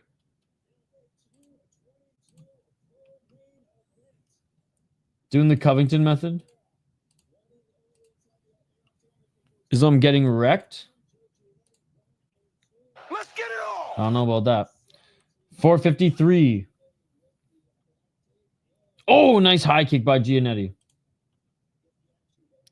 Low kick by Ferreira. Definitely a fight where if anybody's confident on either side, I question you guys watching the sport. I think it's very much close either way, and you can argue for both. Which is why it's a great title fight. Low kick by Giannetti. Low kick by Ferreira. Angela Hill getting robbed in a split decision, obviously. 418. Dude. Chicka Slim Shady. Giannetti light on his feet here, being the taller and lankier of the two. Body kick by Giannetti. But, like, to be perfectly honest, guy, I could care less about any of the UFC fights tomorrow because our boy Joe Giannetti's fighting right now. That's how I truly feel. 355.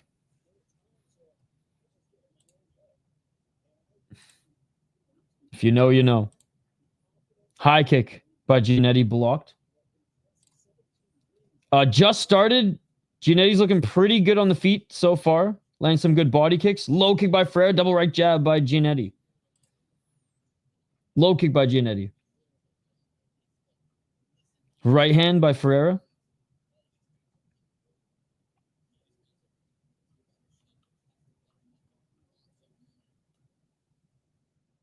No, he doesn't. And that's just a disrespectful thing to say, Ron. 313. 1-2 by Giannetti. Right hand by Ferreira. Jose got on Muay Thai shorts. The fight just started, man. 256. Giannetti landing more strikes so far. Nice left.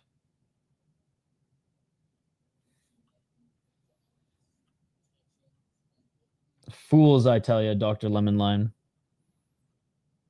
241. Low kick by Ferreira. Right? He's kind of bouncing around little karate style right now.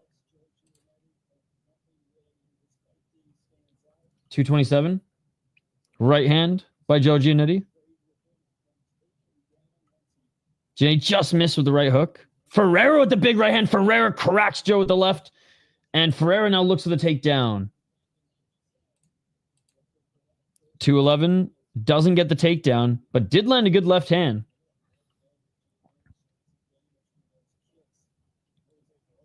Yes, get him. 2 minutes. Right hand by Ferreira. Giannetti with a big left. This is good back and forth now.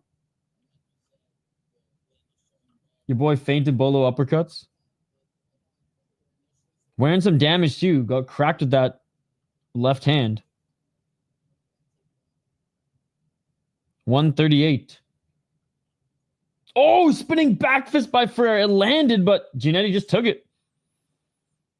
Front kick by Giannetti. He like takes punches so weird. He looks like he freezes every time. I know. At one point, you got to get those hands back up.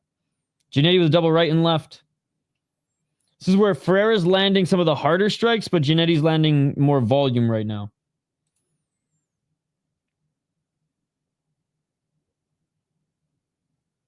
Center. Oh, right uppercut by Giannetti, followed by the high kick. Canvas creaking sounds like Mummy's bed at night. What? Yeah, you can join our members-only Discord, and we got your back, my friend. Cancel your membership right after you have lifetime access to the Discord. There's a post on the post tab. 44 seconds. I don't know. I think the judges could score this one either way. Yeah, UFC Fight Pass. You guys call yourself fight fans? You know of UFC Fight Pass? What's wrong with you guys? Oh, nice right hand by Joe Giannetti. But we buy the pay-per-view so you don't have to, my man. We buy the pay-per-view so you don't have to. Canvas creaking is tough as a headphones user. 17 seconds. Oh, low kick by Ferreira. Another low kick by Ferreira. Look at the outside of that lead right leg of Joe Giannetti. Like 2-3 shots and it's already starting to swell up a little bit. Left to the body by Ferreira. Oh, Ferreira with a big overhand right. And that is it for the first round. You could make a case for either of them in that round. Ferreira definitely landed the bigger shots, though, so I'm slightly leaning with Ferreira. But hate to be a judge on that one. Round 2.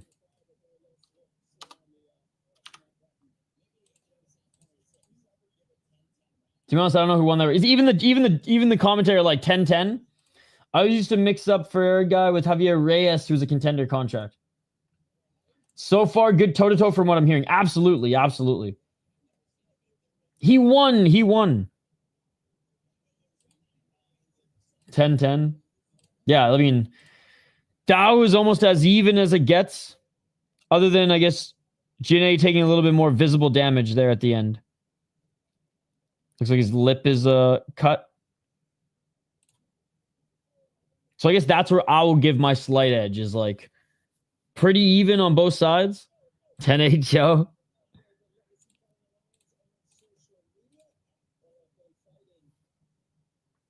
This just shows how unbiased I am. Rooting for Joe, but I'm like, you know what? If I had to choose one, if I couldn't give a 10-10, I'd go with Ferreira for the damage. Lighten up that leg. All right, round 2. That he is. 453. Another low kick by Ferreira.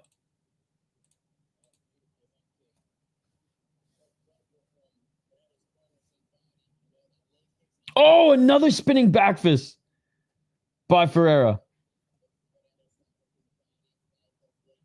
435. Giannetti, high kick.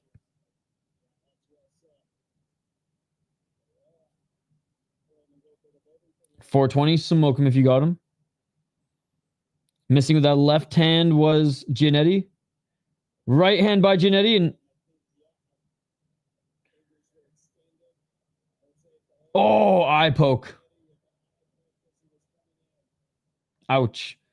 The fingers were out and Giannetti walked forward like as he was coming into the pocket and right in the eye. Ouch.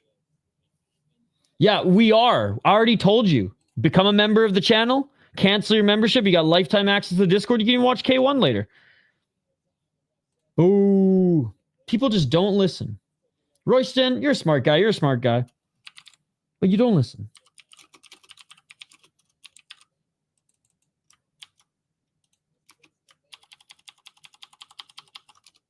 Big ice bag. Holy. Giannetti's saying, I'll be fine. He just needs a huge ass fucking Ziploc bag of it. Oh, it looks like almost he's cut. He doesn't want to end. He's saying, no, I'm good, but fuck, dude. Oh shit, dude. The eye looks fucked. Oh no.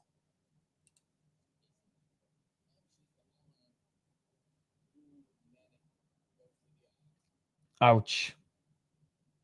Dude, the whole eye is starting to swell. This is not good. Not good. He ordered shoulder road and hit the fingers in his own eye. Oh, it's bleeding. Oh, I can watch guys get their arms breaking, but like when eyes get fucked with it, just I don't know why.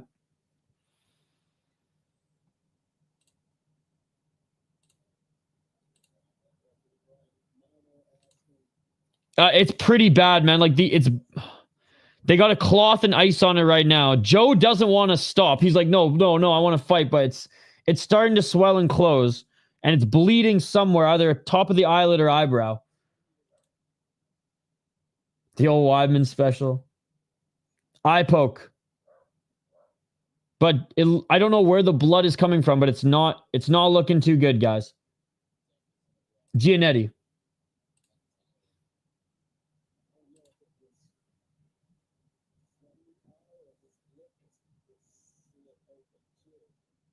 Yo, what's up, Pereira? It's like Belakh. Yeah, Joe's eye's bleeding. That's not good. He's still pacing and taking the time that he's allowed to take, but he's saying he wants to fight.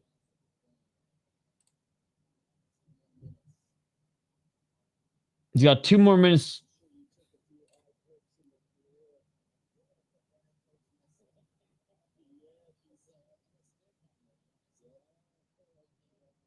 Oh, still pacing, blinking, using the ice, using the cloth.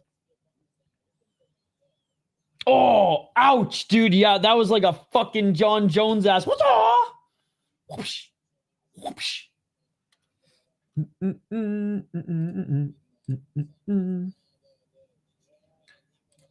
Takes too long, it might stop. Well, no, he's got 2 more minutes, they said, left. So yeah, that's what I mean. If it goes after the 2 minutes, then we're done. But it's not looking good, chat. The start of round 2, not even a minute in. No problem, Rich. You're a smart guy.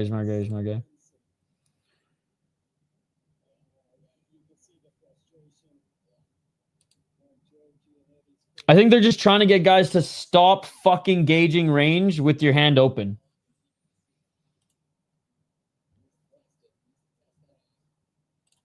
All right. He's going to have to test it here soon.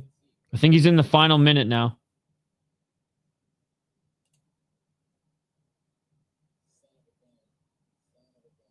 Oh, Giannetti's pissed. He's like, fuck. Yeah, well, those fans are fucking stupid, dude. Oh, it's going to swell up. He can't. No. The doctor's saying he can't. This fight is over. Fuck! Giannetti's pissed. He's throwing shit. He wanted to continue. The doctor said no. Fuck, man. That's unfortunate.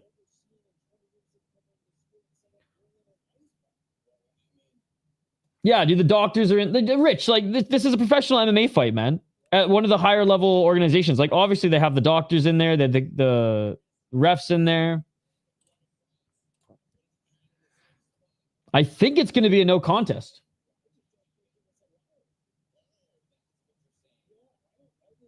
The fight is over.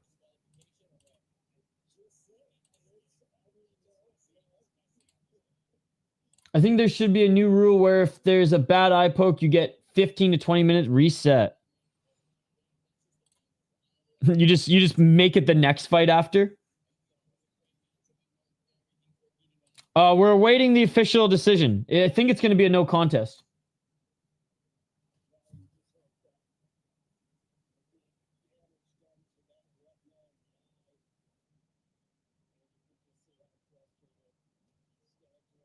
And yeah, sucks for both of the fighters, obviously. Joe Giannetti is disappointed. You could tell, like, he did not want this fight to end this way.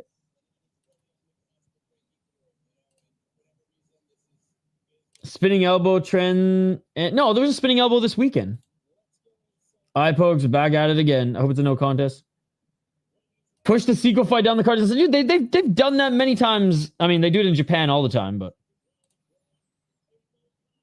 no contest. And Joe Giannetti's still fucking swearing. He's pissed off. Good display of respect between the two, though. I mean, he understands it wasn't, intentional, but Ferreira saying he's sorry to everybody, and shit.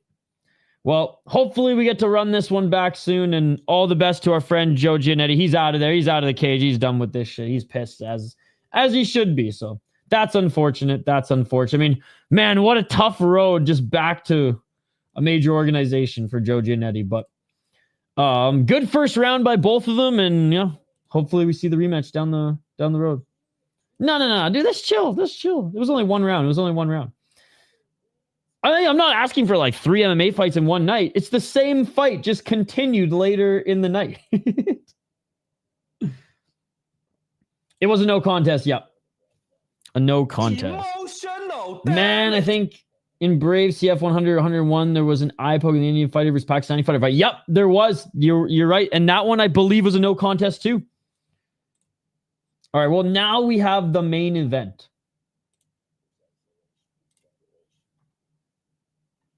Now we have the main event. Joe Giannetti got eye poked in the first 30 seconds of the second round, no contest. Yeah, Ferreira poked him pretty bad, right in his eye. Instantly, the eye was bleeding and swelling, and the doctor gave him as much time. And Joe wanted to continue, so he took as much time as he could. The doctor said, "Nah, dude, it's bad. It's bleeding. You can't see." Oh, yeah, I saw that. So, no contest. Hopefully, they run it back soon. It was a pretty bad eye poke. Enough for the doctor to end that one, too. I don't understand why people are like, oh, the doctor ended the fight, so the guy's a pussy. It's like, you're so fucking stupid. First from my country, he's training in one of my gyms I train. Nice. So I think he won the first round. Anpo missed weight and hydration. Base, dude. Fuck Shatri and won championship. Is he still fighting? Fucking hydration test is the stupidest shit ever, man. He hasn't fought yet. They're about to start. Saint Denis, KO Morales, KO Makachev, KO $10. Nice, dude. Very blatant eye poke. Good call. So disappointing. I know, dude. I know. I'm crying like Shatri right now. This Pires guy reminds me of a young Pantoja. Honestly, that's a very good comparison. I'm picking Pires. All right. This guy doesn't he look like the M1 Gray Maynard? Artem Belakh, 10-2 out of Kazakhstan. Slight underdog coming into this one. 29 years of age. Very, very talented. Trains at a Tiger Muay Thai. He's got some nasty striking. 2 KO TKOs, but also 7 submissions. Bread and butter grappling out of Kazakhstan, and his striking has come a long way since training in Thailand. 2-1 in one championship. He beat fucking my boy who's fighting for the title. This is one of my favorite fighters outside the UFC. He's fighting Andrade for the one championship title, which titles whatever, but Andrade is one of one's best fighters. He's fucking awesome. And this guy beat him. Lost to my boy Quan 1-0, but you know what? MMA math doesn't make any sense. MMA math doesn't make any sense. Quan 1-0 fucked him up with body shots, I'm pretty sure.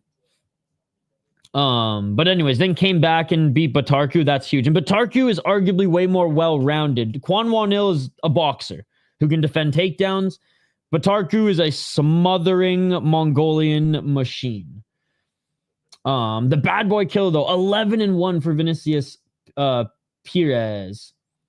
He is nasty on the ground. 5 submissions, 1 KO TKO, 5 decisions, only lost once via submission. 5-0-1 in the LFA. And he just beat Abosier for the title. Rear naked choke back in March. Unbelievable win in the 3rd round to get that title. And before then was on a hell of a win streak. His only loss was in his 2nd fight of his pro career. So he's on a 2, 4, 6, 8, 10 fight win streak. He's got a no contest mixed in there, but whatever. And he's only fought good competition. 5-1, 6-0, 9-5, 9-1, 9-1, 12-2, 11-2, 11-5, 8-4, 12-4. Like, are you fucking kidding me, brother?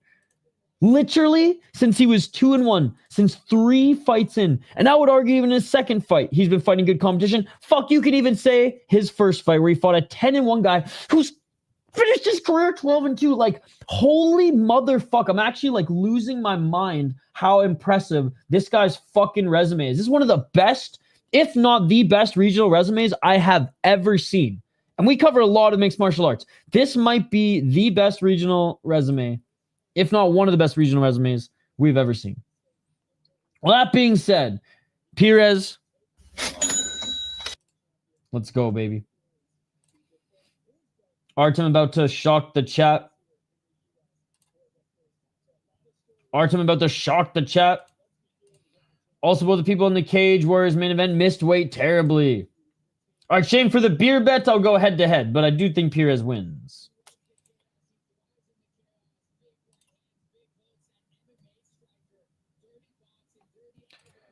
You have to be a certain, you have to essentially be hydrated, and they test you, how hydrated you are to reach a threshold. And so how people try to beat it is they'll water load, start cutting weight, and then just not piss. So it's even worse for your body. Because you can trick the test by having water in your bladder and still be dehydrated. Hey, what's up, Jacob? Yeah, and he was at A1 Combat last week. Oh, shit, he beat Burrito. One of the best fighting nerds prospects.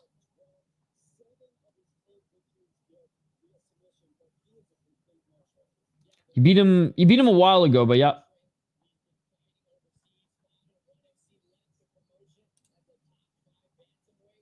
Yeah, dude, he's fucking good. And like Belakh's no slouch. This is a great matchup. This is a great main event. This is a great title fight. And he's only lost to legit opponents as well.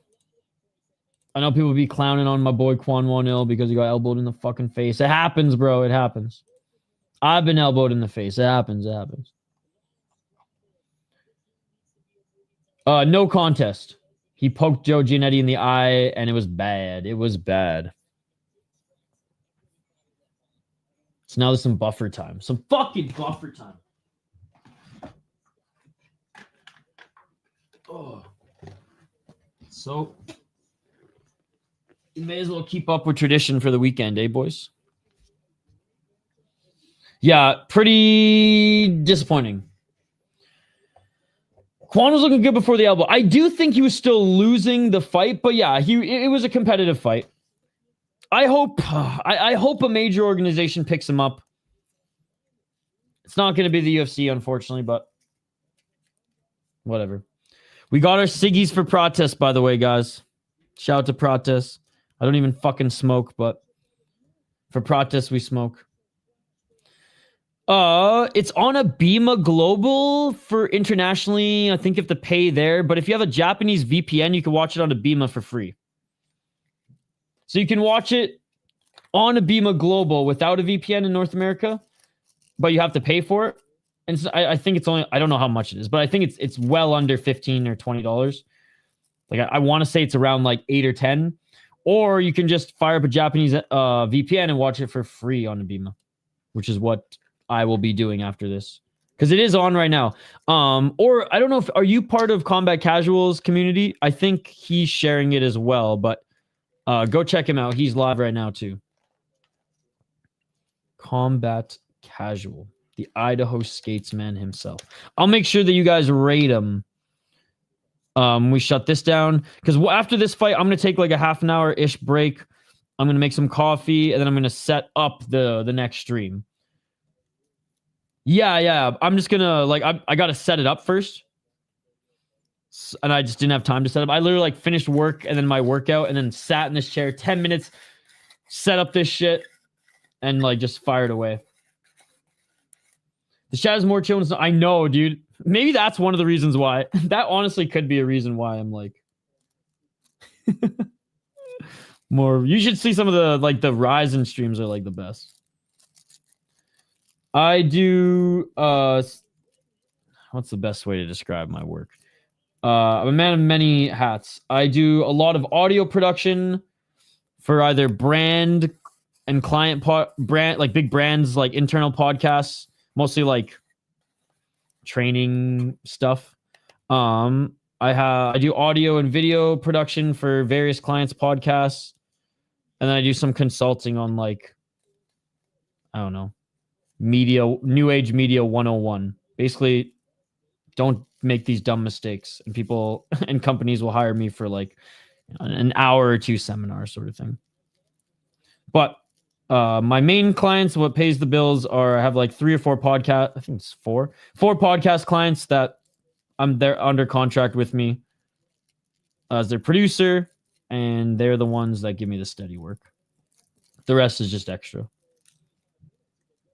which is good. You need some extra in life. What keeps promotions like LFA from leaving Fight Pass and not going for becoming a major organization? A, their relationship with the UFC, which is great. The UFC loves them. B, they're probably one of the highest grossing North American regional promotions. And Fight Pass pays them a good chunk of change. I think LFA, if they left Fight Pass, would not be as successful, to be perfectly honest. They do post their prelims on their own YouTube channel. I just think they don't, like, they have all the money for production, for putting on fights every single week. Like, literally, LFA pretty much puts on a fight card every single week. And I think if they didn't have that extra backing from the UFC, especially because the UFC, like they you can tell the UFC, there's a few leagues that they rub shoulders with a little bit more, right? Cage Fury FC, LFA is like the biggest one. Cage Warriors is another big one, right?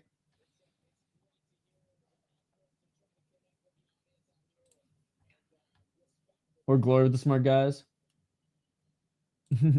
No. That one I didn't roll, but that one guy who's always with Alex P made his pro debut on this card. He opened the card. He usually fights amateur on LFA cards. Fury, Cage Fury. All right, and the champ is walking out now. The champ is walking out now, ladies and gentlemen. 135 pounds, bantamweight title is on the line. 5 rounds if needed, but both these guys, man, both these guys are finishers. Wherever the fight goes. So I don't know if this is going to be 5 rounds or not. Yeah, Cage Warriors seems like it's its own thing over there. I will say Octagon and KSW I think are much better promotions. But Cage Warriors, they're still kicking it, and they're still developing prospects, and like they're still a solid UK promotion. My favorite UK promotion of all time was Bama, though. Nothing beats the mighty Bama. Some people will say Cage Rage. I think Bama. I think Bama was like the king of the cage of the UK. King of the Cage is still kicking it too, man. Terry Treblecog is still running that shit. Who I think is probably like the 3rd best promoter of all time. You could argue that Terry Treblecog is a better promoter than Scotty Coker. I truly think you could argue that. I don't think you'd win the argument, but I do think there's enough there. And I think it was the best Jackson podcast guest segment was Terry Treblecog. I just assumed the fight was at welterweight because they're Tapology pictures. Nah, they're tiny.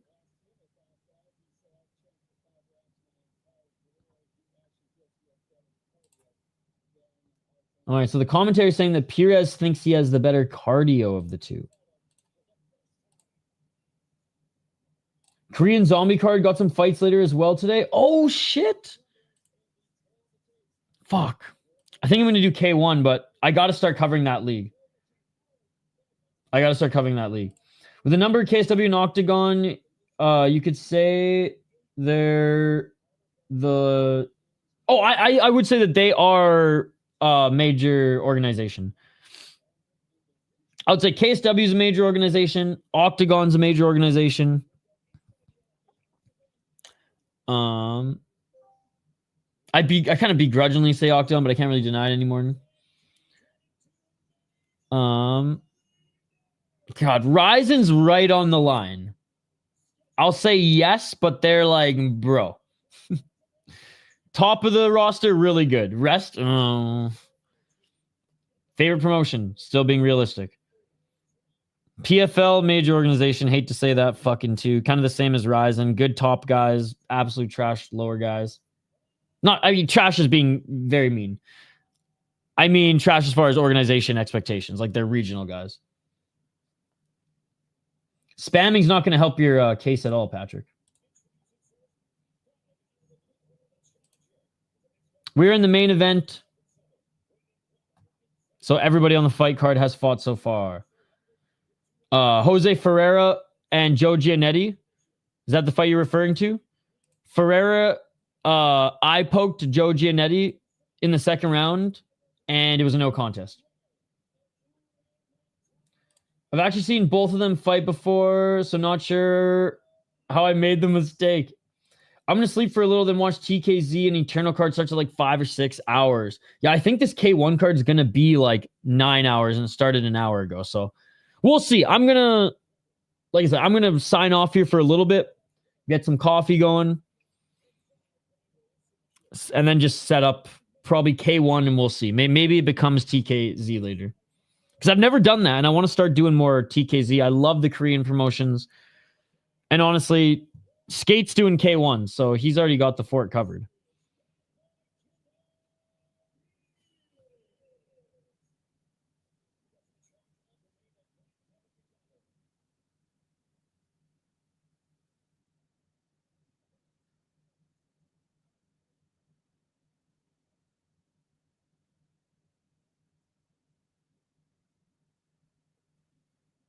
All right, round one. Hopefully his team in Chaudhry jail didn't take too much out of Belakh. Or his time, sorry. Hopefully his time in Chaudhry jail didn't take too much out of Belakh. It's true. Almost 2 years ago it took him to get out of fucking one championship. Round one. Deciding papers. Beating Batarku is huge. Got to keep that energy up. Long day of fights. You're doing a 24-hour. I mean, I'm going to try to get some sleep between K1 and KSW. But tomorrow's going to be the long one. Yeah, tomorrow's going to be the long one. KSW, UFC, one championship. 420, smoke him if you got him. We certainly will after this. Looking for the takedown is Pires. Nice stuffing the takedown by Belakh.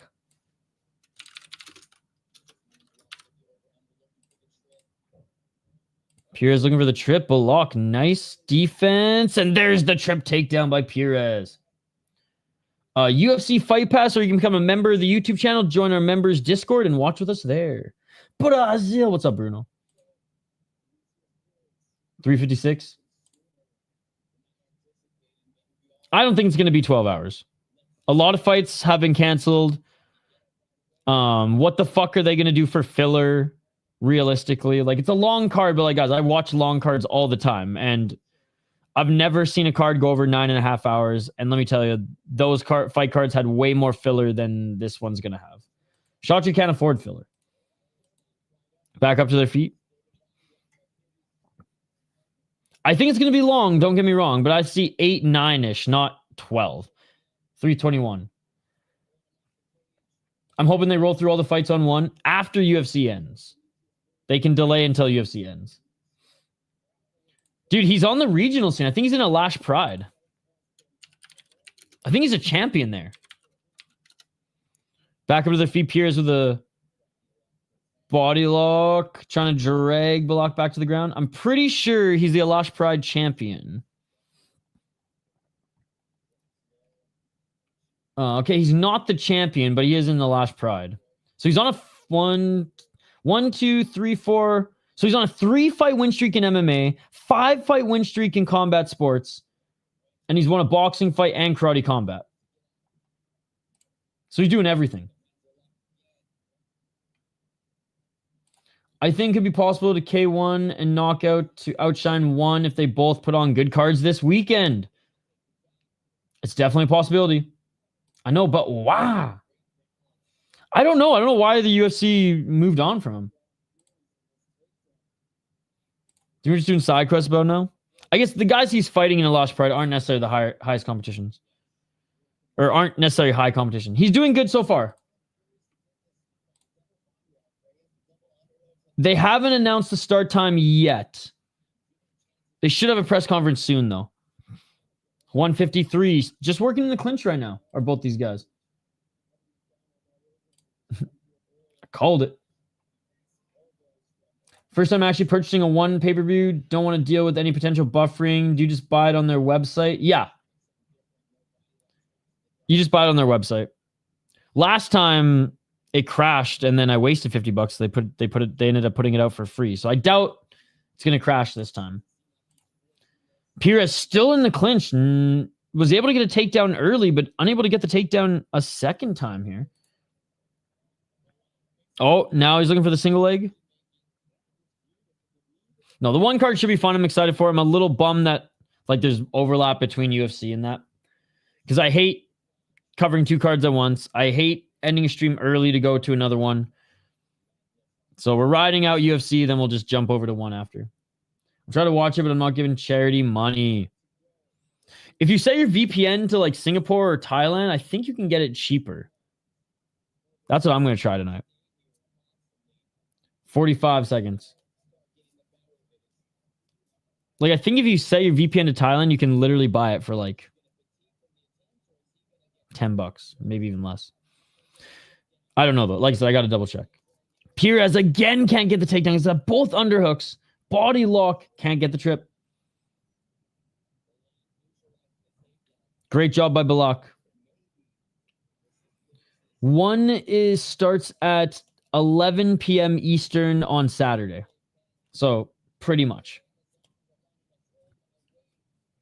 So like 1 hour after the UFC pay-per-view, one starts. But not 1 hour after the UFC pay-per-view ends. 1 hour after the UFC pay-per-view starts. Oh, nice elbow by Belakh. And that is it for the first round. Belakh, the taller and bigger fighter, for sure. Pires got a takedown and just clinched him up. So, Pires, I guess. That John Jones hat is nice. I know. It's also a Mokaev hat. Because Mokaev is ducking as well. Yeah. In Japan, it's Sunday. Hey, good to see you, Abdul. I don't know who this guy is, but he's my favorite. Oh, he's a sumo fighter. Oh, All-Star Sumo's going down at that same arena, so they got some sumo fighters watching. I know our Discord has been going ham watching the sumo. But ring around, but 1-0 Pires. What a character. He's loving the camera time, this big boy. Now he's getting the crowd going. Yeah, the sumo boys are here watching live. All right, round 2, guys. I saw this like 18-year-old sumo prodigy who was like a third the size of this like legend, and he beat him. No contest due to an eye poke. Joe Giannetti got poked in the eye. And it swelled up instantly. Doctor said he couldn't see. No contest. I hope he wins. Me too. 441. Let's get it all. Pires with the right hand.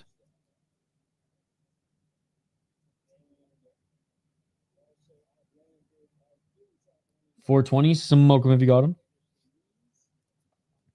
I think Pires won the first round, but it wasn't an exciting round. Pires looking for the takedown again. Unable to get it. Belakh with a knee. Belakh's just a big 135er. I think he fought 145 and won because of how their weight classes worked and the hydration. But 402 underhooks again by Pires. And you can see Belakh's like, what the fuck? Wish version of Merab. What are you doing here? Oh, Pires looking for the trip, and he gets it, but Pires falls. He falls on his back. He got the trip, but he falls on his back. Pires now in the bottom. He's on the bottom. He got the takedown, but he fell on his back, and he is comfortable working in his guard, but I mean, like, this is 2025 MMA.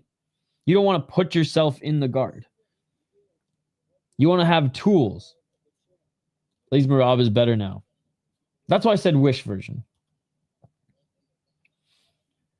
Belakh now pushing the shoulders of Pires into the cage. And now Belakh invites Pires back up to his feet. He wants none of that jiu-jitsu crap. 310. This ain't 1997 little bro. Literally little bro. He's probably shorter than me. 302. Body kick by Belakh. Pires with a low kick. It is crazy how much bigger Belakh is than him. He overcommitted to the trip.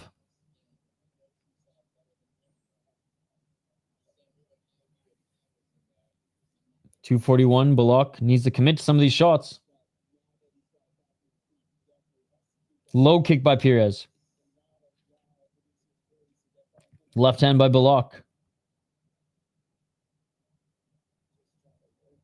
Low kick by Pires. Left by Pires.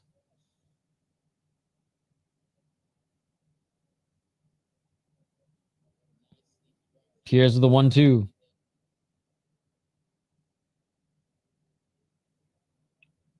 Belakh just can't hit him. Pires with the double left jab. Love the shorts of Pires, by the way. Oh, there's a nice right hand by Belakh. 157.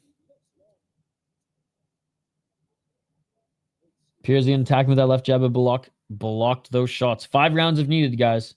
This might be for a long ride. Left. Oh, spinning back fist and a 1-2 by Belakh. There we go. There we go. 138. And Pires shoots for a takedown and misses.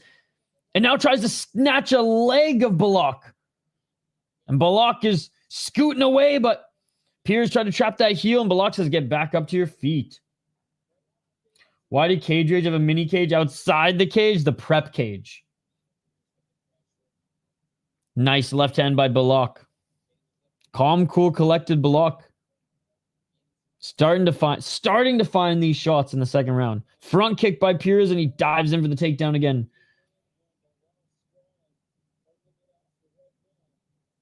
One minute.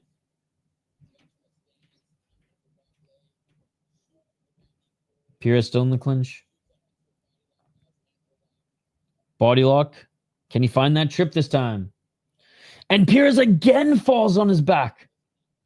I think this time he kind of pulled guard a little bit more, but still.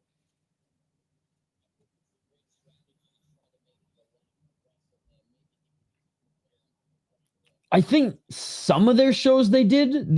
There's one now that they do with WGK. Oh, big left elbows by Belakh. The spinning back fist to the cross was clean. And Belakh invites Pires back up to his feet. Pires, man, too small to take down Belakh, it seems. He was able to do it in the first round just once. And Belakh's finally starting to get his striking going. Right hand by Belakh.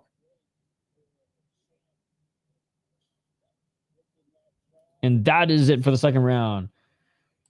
Pires round 1, Belakh round 2. Pires threw a lot of low kicks in the beginning of the second round, but all the shots that Belakh landed after, plus taking advantage of being in the top position when Pires has failed takedowns. I got to give him the second round.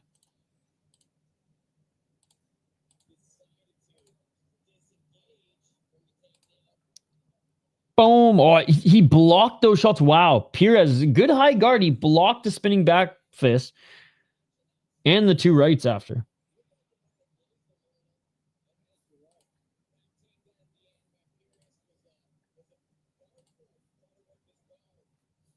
All right. Third round. 5-rounder, boys. Shaping up to be a good fight. True, in 5-round fights, sometimes the first 2 rounds are a little slow. They set the tone. Round 3. Let's see if these guys make some adjustments here. Pires in particular. Let's get it all. Guys, don't forget to smash that like button. I think it's 1-1. Pires won the first round, more so just grappling control. Belakh started to land some really good strikes towards the end and take advantage of more of the dominant positions. Belakh is in the and 1 shorts. Is wearing and 1 shorts, though. You can tell by the way they just don't stay up. 434. Good to see you, Silver Shorts. Pires walking forward. Oh, nice body kick by Belakh. Belakh with a low kick.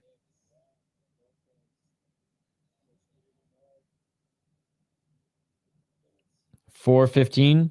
Pires tried to grab the arms of Belakh. Belakh saying he got poked in the eye. Of course he is.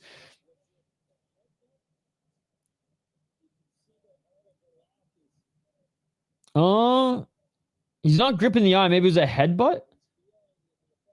Oh, a clash of heads, perhaps? Oh, yup. The top of the head hits the chin of Belakh, and Belakh was a little rocked in the forehead, or the top of the head of Pires was cut as a result. No, we're good. Not an eye poke. It was just a little clash of heads, but the boys are fine. We're going back to it. I was going to say he kind of looks like a mini RDR and Davy Grant. Goddamn fouls. High kick by Belakh. Blocked. Pires with the left jab. I think Belakh won round 2. Low kick by Pires. Pires to the left. Pires looking for the right.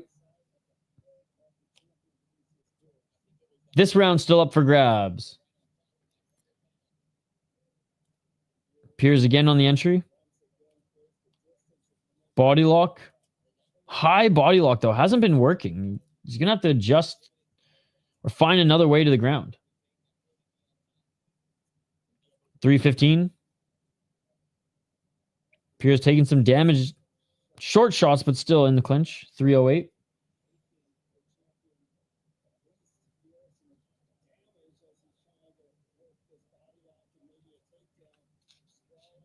Oh, sprawling now is Belakh as Pires goes for a low double leg. And Pires finally gets the takedown, but butt scooting. Ass to the mat, back to the cage. Pires trying to get into that mount position. The fight's still up for grabs. We got 2 more rounds after this. He looks like a Counter-Strike player. They're all fucking Dutch. And Ukrainian. 231. I used to be obsessed with Counter-Strike. Well, I mean, obsessed is a stretch. I used to follow a lot of Counter-Strike when I was in college. Back up to his feet is Belakh. Pires, body lock again, trying to get him to the ground. Yeah, that was a good takedown. 212. But back up to his feet. Can he get another one? 209. And I'm curious to see Belakh. I'm curious to see. I was going to say the energy that both of them have in the next round. But, Pires picks up Belakh. Did I say Belakh? Belakh slams him, but not a great slam, to be honest. Now Pires trying to look to get the back take of Belakh. 145. Good Counter-Strike turning on this weekend. Okay. 136. I haven't watched it in a while. I still haven't even played the second game. Yes, this is the main event, so everybody has fought. Oh, but no, Santos' fight was canceled. Both times. But everybody else in this fight, everybody else on the card fought already. But yeah, Santos' fight was canceled. It's in Hong Kong. Cool. I'll be watching K1 probably. Pires with the underhooks again, trying to get the takedown. I'm going to have to... and he just about got it. Maybe Belakh's getting a little tired here. You got to give this round to Pires, but again, he's not doing as much damage. And Belakh, you got to not grab the cage. Belakh's ran in the cage, shot double leg on both of them with only one eye. 44 seconds. Pires Double leg. Oh, couldn't. That was actually good defense by Belakh. I thought he was going to get that there. Oh, now he gets it. Pires starting to get his takedowns now at will. That's going to set up the third and fourth round, or that's going to set up the fourth and fifth round. Pires in the top position. Pires now doing some damage on top. Pires just likes being on top. Damn, I go to the same gym with him. I was hoping he was going to win. Well, I mean, the fights. Oh, yeah. Yeah, it's unfortunate that both Marquez Forrest and Scotty Stockman had to pull out from that one, but hopefully he gets back in the mix soon because I was looking forward to see him fight. Tell him the City Life Project is excited to see him fight next. And that is it for the third round. First round, Pires. Second round, Belakh. Third round, Pires. Yeah, there was a lot of cancellations tonight. Only a 5-fight main card, and they had to add some buffer time. They had to rag the puck a little bit.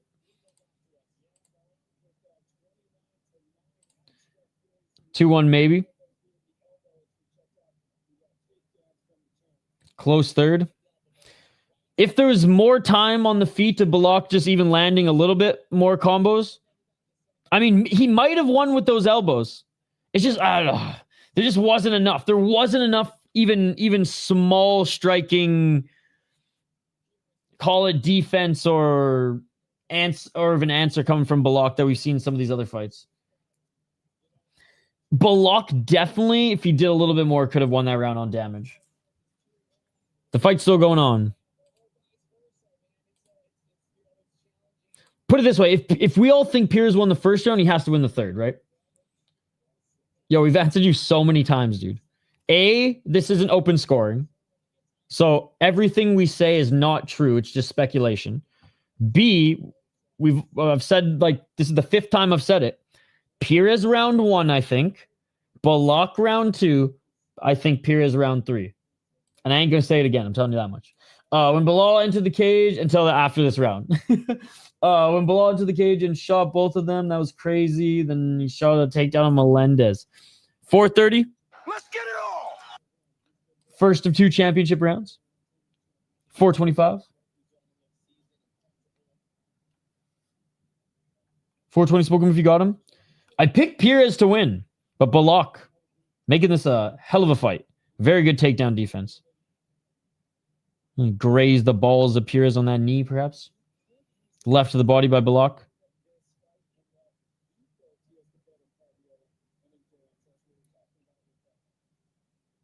.358. It's not open scoring. 351. If it was open scoring, I would. I mean, we do that in Glory. We do it for Octagon. But wish it was open scoring. 340. Still in the clinch. What was the one guy? Can you read chat? And the other guy, can you talk about the fight? I'm like, both you guys, time out. Goodbye. 324. I would do it though. 316. Still clinching. Knee to the body. And Pires unable to get the takedown. I'm surprised the ref, who kind of knows what Pires is doing now with this underhooks. Surprised the ref hasn't at least called for some more action, especially in the second round, to be honest. 248. Then there's the crackhead link, guys. You got any more of them links, bro? Right hand by Pires. And he evades the clinch, and they're back at center. 231 halfway through this round. Very much like the rest of this fight. Pires control. Belakh just trying to land any strike he can when he has an opening. Front kick by Pires. Spinning heel kick to the body by Belakh.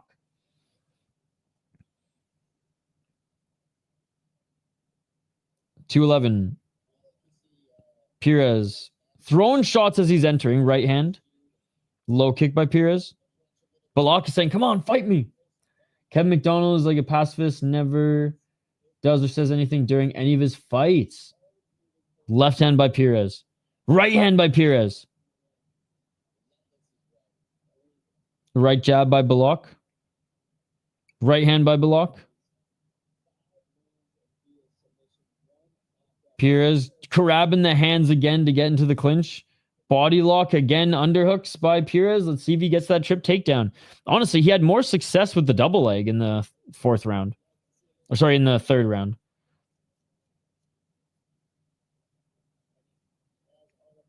$122.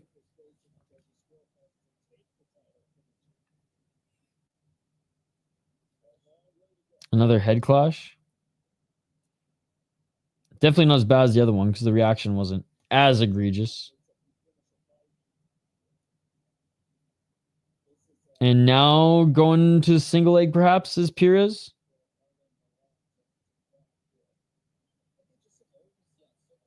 $55 seconds. Oh, nice left hand by Belakh. Belakh looking to try to finish this round strong. Belakh with the left elbow. Doesn't land. Pires. Oh, nice job by Belakh getting the takedown. Great end of this round by Belakh. Fuck, I want to give this round to Belakh so bad, dude. He rammed his head into me for the clinch. Oh, up kick by Pires. 30 seconds. Belakh trying to re-enter the clinch. Or sorry, re-enter the guard. Fuck, they've been clinched so much. That's the only thing on my mind. Oh, you know what? This is a great end of the round for Belakh. You got to give them this round. This is like the urgency that we didn't see Pires have. Could care less about that fight. Flip a coin. Great job by Belakh getting the takedown. He's like, you know what? I've been defending your takedowns all night. Fuck that shit. I'm just going to take you down. And he did. Great end of the round for Belakh. 2-2 going into 5. 2-2 going into 5, in my opinion. Round 1 and 3 going to Pires. Rounds 2 and 4 going to Belakh. And if Belakh fights like that in this round, easy decision.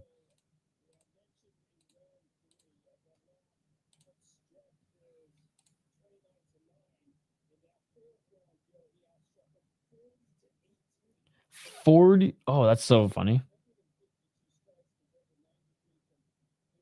Shit, the round that I'm arguing for Pires, he was outstruck by Belakh.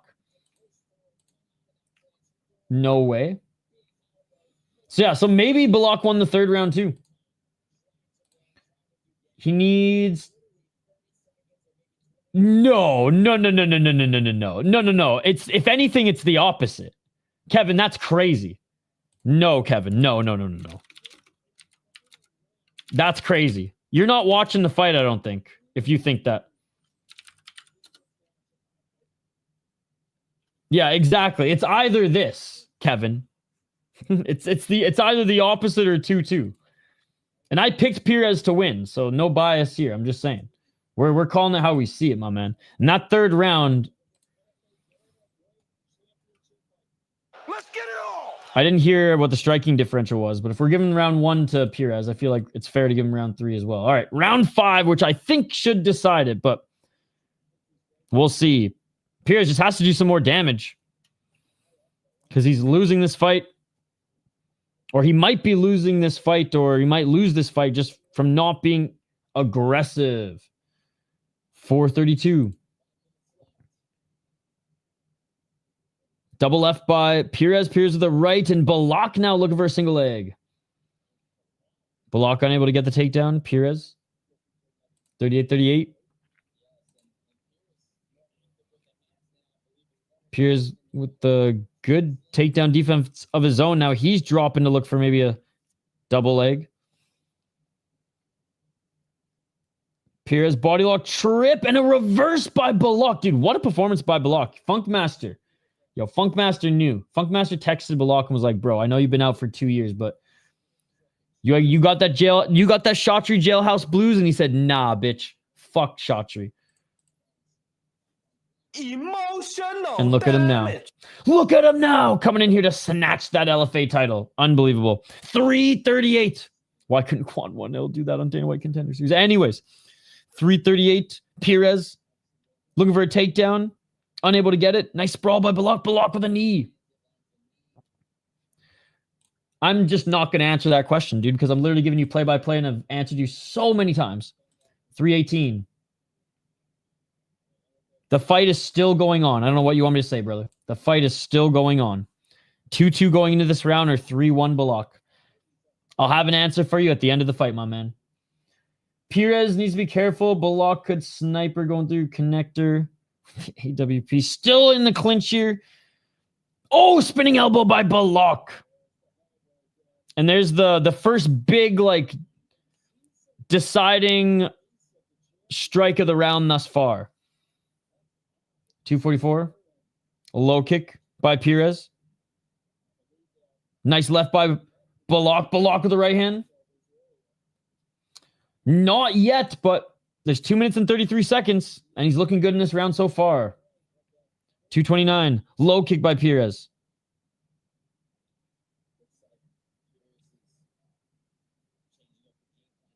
Left by Belakh. I don't think so. Again, I'm so confused. Silver Shorts, are you even watching the fight? Like, you're asking me these questions and then you're making statements like this. Are you even watching the fight? I'm so confused. The fight's still going on. 2 minutes on the clock. 5th round. Pires looking for a double leg again.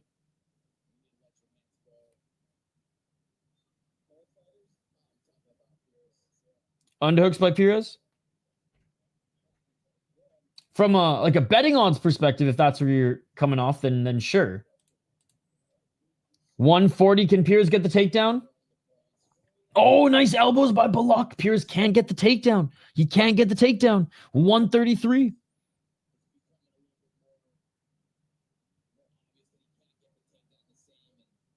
Damage Pires. Pires left hands. Can he do damage up against the cage? He's pushing Belakh up against the cage, but he's not throwing anything. Not even some pitter-patter shots here. Belakh winning via frustration decision. 1 minute left, and so far I have Belakh up this round.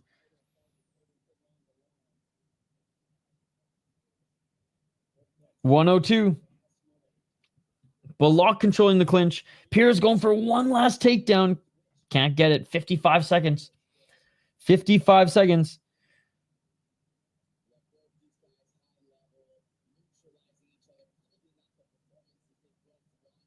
$44 seconds. Yeah, this was just technical. Finally separate. 30 seconds left. They each land a left jab. Left hand by Pires. Pires with the right.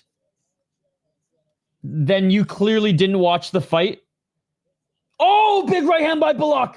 Big left by Belakh. Belakh knocks him down. You clearly don't watch MMA.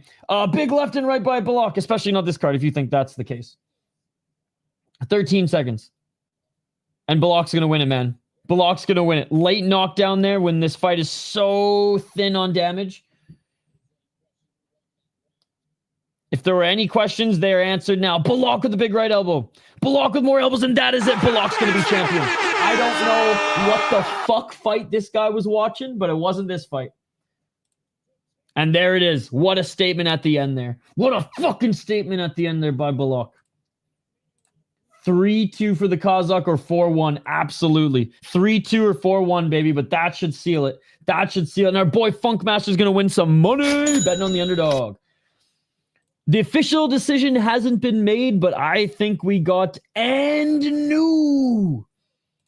The game plan for Pires didn't work. Taking down Belakh didn't work. Belakh was able to weather the storm, and fuck, man, he beat him on the feet. Very proud for another Shotri jail escapee to come and make some noise outside of Singapore or Thailand or wherever he was keeping him in his basement. Belakh is nasty. If they give it to Pires, that's a robbery. I don't care. Fuck, like I almost tend to agree. Even though the first 4 rounds were hard to decide, I feel like that third one was pretty clear. I think so too. Another main event upset.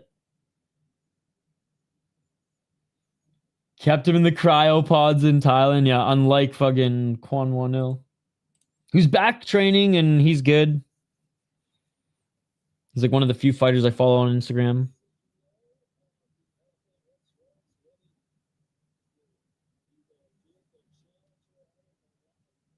I mean, hey, the friggin' promoter, the Dana White of LFA, is already talking to Belakh, like sick fucking fight. So, hey, shout out to the Davy Grant RDR Gray Maynard looking ass Kazakh. What a performance!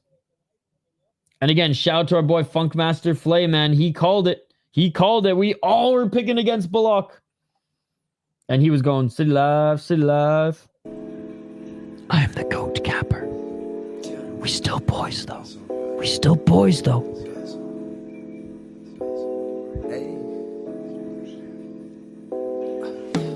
City life, city life. All right. We're listening in now for the decision. Simple also. There hasn't been as many main event upsets as there were earlier in the year, though, it seems. Okay, here we go. Here we go. Official decision. It's got to go to Artem Belakh, man. Shane, I can't believe I tied the beer bet on a whim.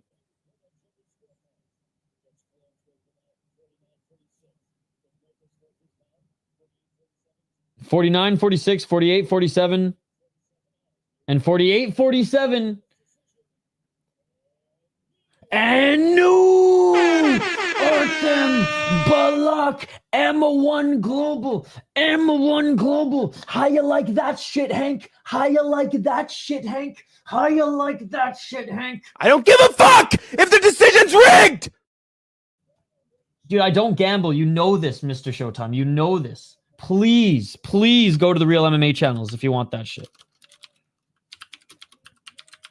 Here, I'll send you there.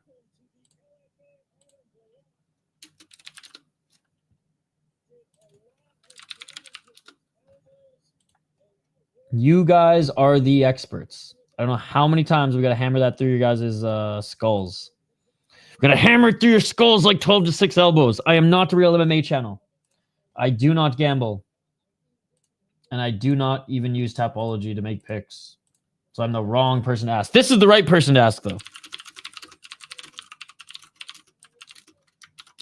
And he's covering K1 right now. And he can probably help you find it if you haven't already. I got scared, not gonna lie. I thought it was about to be a split. Well-earned title. He broke his leg, he said?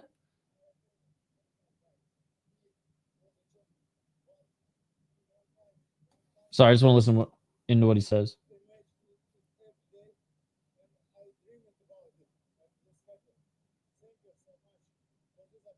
Says, thank you for the opportunity. I've been dreaming to fight again for so long. Yeah, 2 years, dude.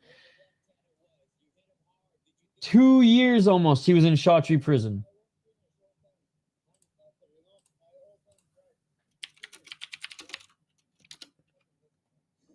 Dude, he kind of looks like RDR.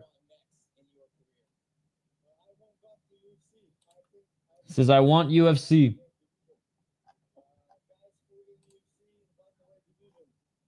UFC bantamweight division. That's what he wants. That's what he wants.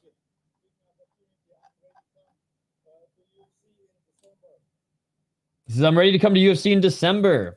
All right, Showtime. Who do I like? Oh, I've seen Asahisa fight more. I'm not super familiar with this guy. We looked good the World Max last time. We'll go Asahisa. Menart. I don't know either of these two guys, but we'll say Ishii. Oh, I saw this fight. Nah. I don't know who this guy is, but I've seen Ishii fight once. I'm going Yokoyama. Okubo, 100%. I don't know this guy. Akopian is good. I don't remember watching Fang. Don't know Julio. Verdonk is fucking fun. He won the fucking World Max before as an alternate, I think, as well. So he's really good. I'm not familiar with either of these two guys. This one's a toss-up as well. Oshika should beat Ikeda. Tanabe should beat Hashimoto. And to be honest, I don't know who these guys fucking are. It's tough without the picture. But those are my quick Coles notes. Yo, thank you so much. Thank you so much. Belakh is not a bantamweight. He's big. He's big for the division. He fought at 145 and won. Oh, he's got his parents there too. Thank you so much for being a member for 10 months. Shout to Degenerate Dane. He broke his leg. That's crazy. That's crazy. I know when you see people on TV, they look bigger though. Oh, dude, he's being carried off. He straight up broke his leg. That's insane, dude. He's got Danilchenko in his corner. Wow, he's literally being carried off. Not in a stretcher, but by the homies. Unbelievable. Unbelievable. Well, guys, that is going to do it. He fought through it with a broken leg, bro. Unreal. If you win the belt with a broken leg, that's some champ shit mentality, guys. That's some champ shit mentality. All right, let's quickly go over some housekeeping notes before I send you guys to the real MMA channel. Housekeeping notes. We will be covering the K1 World Max here. It's been going on for, I think, like an hour now. It's going to be a long card, so we're going to join in on the action in about half an hour, 45 minutes. But I did want to share with you guys what else we got coming up this weekend. Let's hope I don't fall asleep on my desk. Setting up K1. Fuck, I fell asleep on my desk the other day setting up. What was it? Pancrase. That's what it was.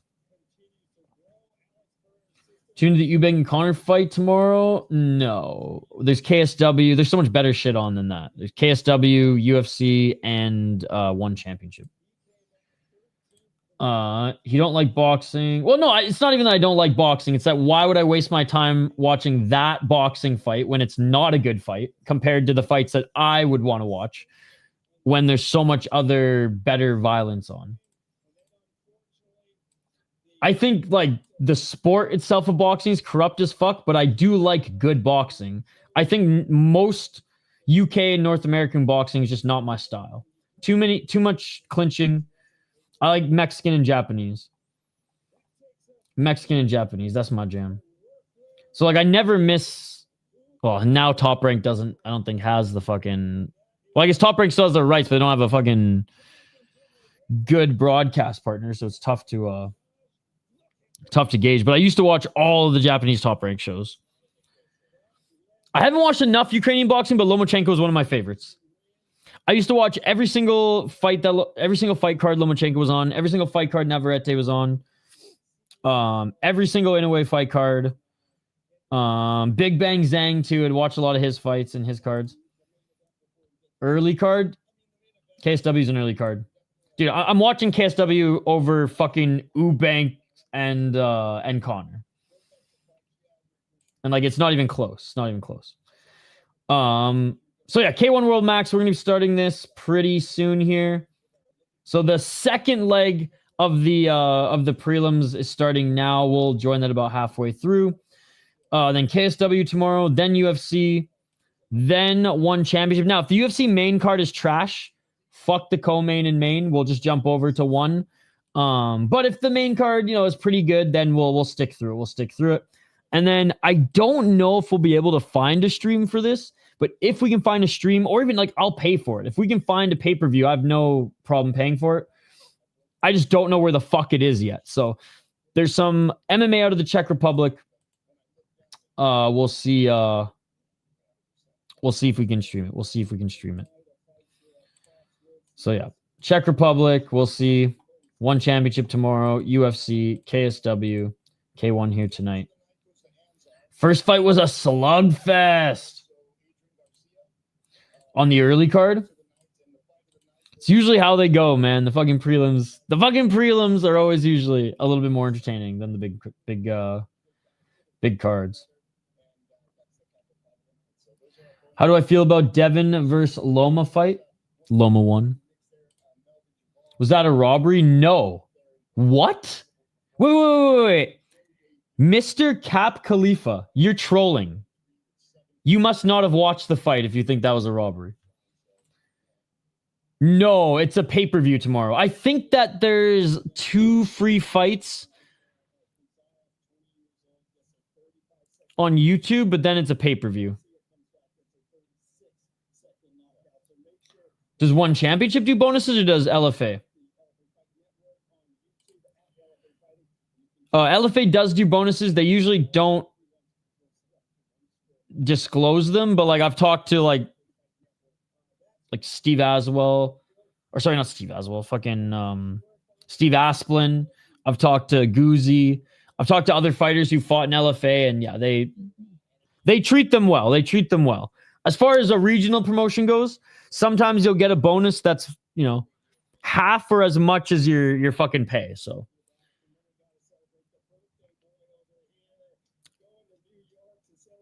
they just said he got the bonuses. Nice. Okay, cool. I don't think it's as fixed as the UFC because they didn't make it public, but like I've talked to LFA fighters who've disclosed how their bonus experience and process worked. And it's kind of like old school UFC. If you impress the boss, they gave you some money. All good. Anyways, guys, we'll be back in a little bit here. But in the meantime,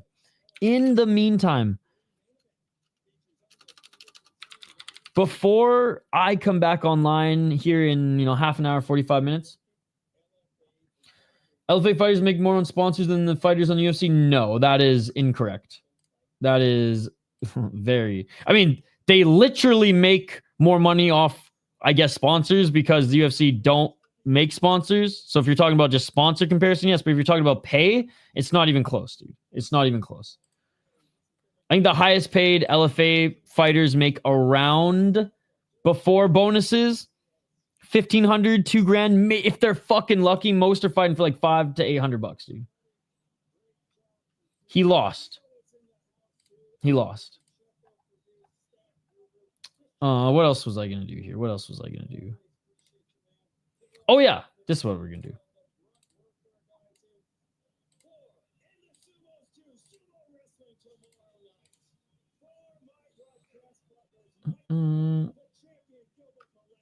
What are you talking about? Like,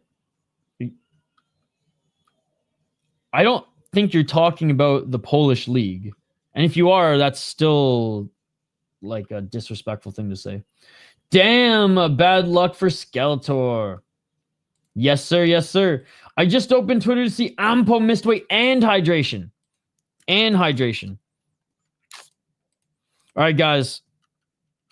Let's go raid the real and better MMA channel. I'm not a real MMA channel. This is a real MMA channel. Hit him up here. He has been covering K1 and he's going to be covering K1 all night. I will be switching over to K1 in a little bit here. I'm just going to make some coffee, set up the stream. And then, yeah, again, tomorrow, KSW, UFC, and then that crazy-ass one championship card. If I'm up early and I can't sleep, maybe I'll fire up some boxing, but don't get your hopes up. Just go and give him a like. And Nongo, well, I'm not surprised about Nongo. He old. Anyways, guys, let's go raid our boy. Let's try to get him to 1,000 subscribers. He is the Real MMA channel. Real MMA channel should have 1,000 subscribers, so let's get him to 1,000 subscribers. Why the fuck am I at 22,000 subscribers? I'm a fake MMA channel. I'm a non-real MMA channel. I am not even close to what these beauties provide you guys every fucking day. So go and subscribe. Go and check it out. compared to KSW. If it is, I think it's at like 9 a.m. The card starts for me. If I'm up and at 'em and I got nothing else to do, which I'll probably be twiddling my fingers anyways, we'll fire it up, but no promises, no promises. All right. I'm setting up K1. I'll be live back in a little bit here. Thank you guys so much for joining. Those who joined us for one championship this morning and those who joined us here tonight for a little LFA. Hopefully Joe Giannetti comes back strong with both eyes. That was annoying. That was frustrating for him in particular. But anyways, guys, I appreciate you all. Smash that like button and subscribe, and we'll see you for some kickboxing. We'll see you for some MMA. And we'll see you for some Muay Thai this weekend. Yeah.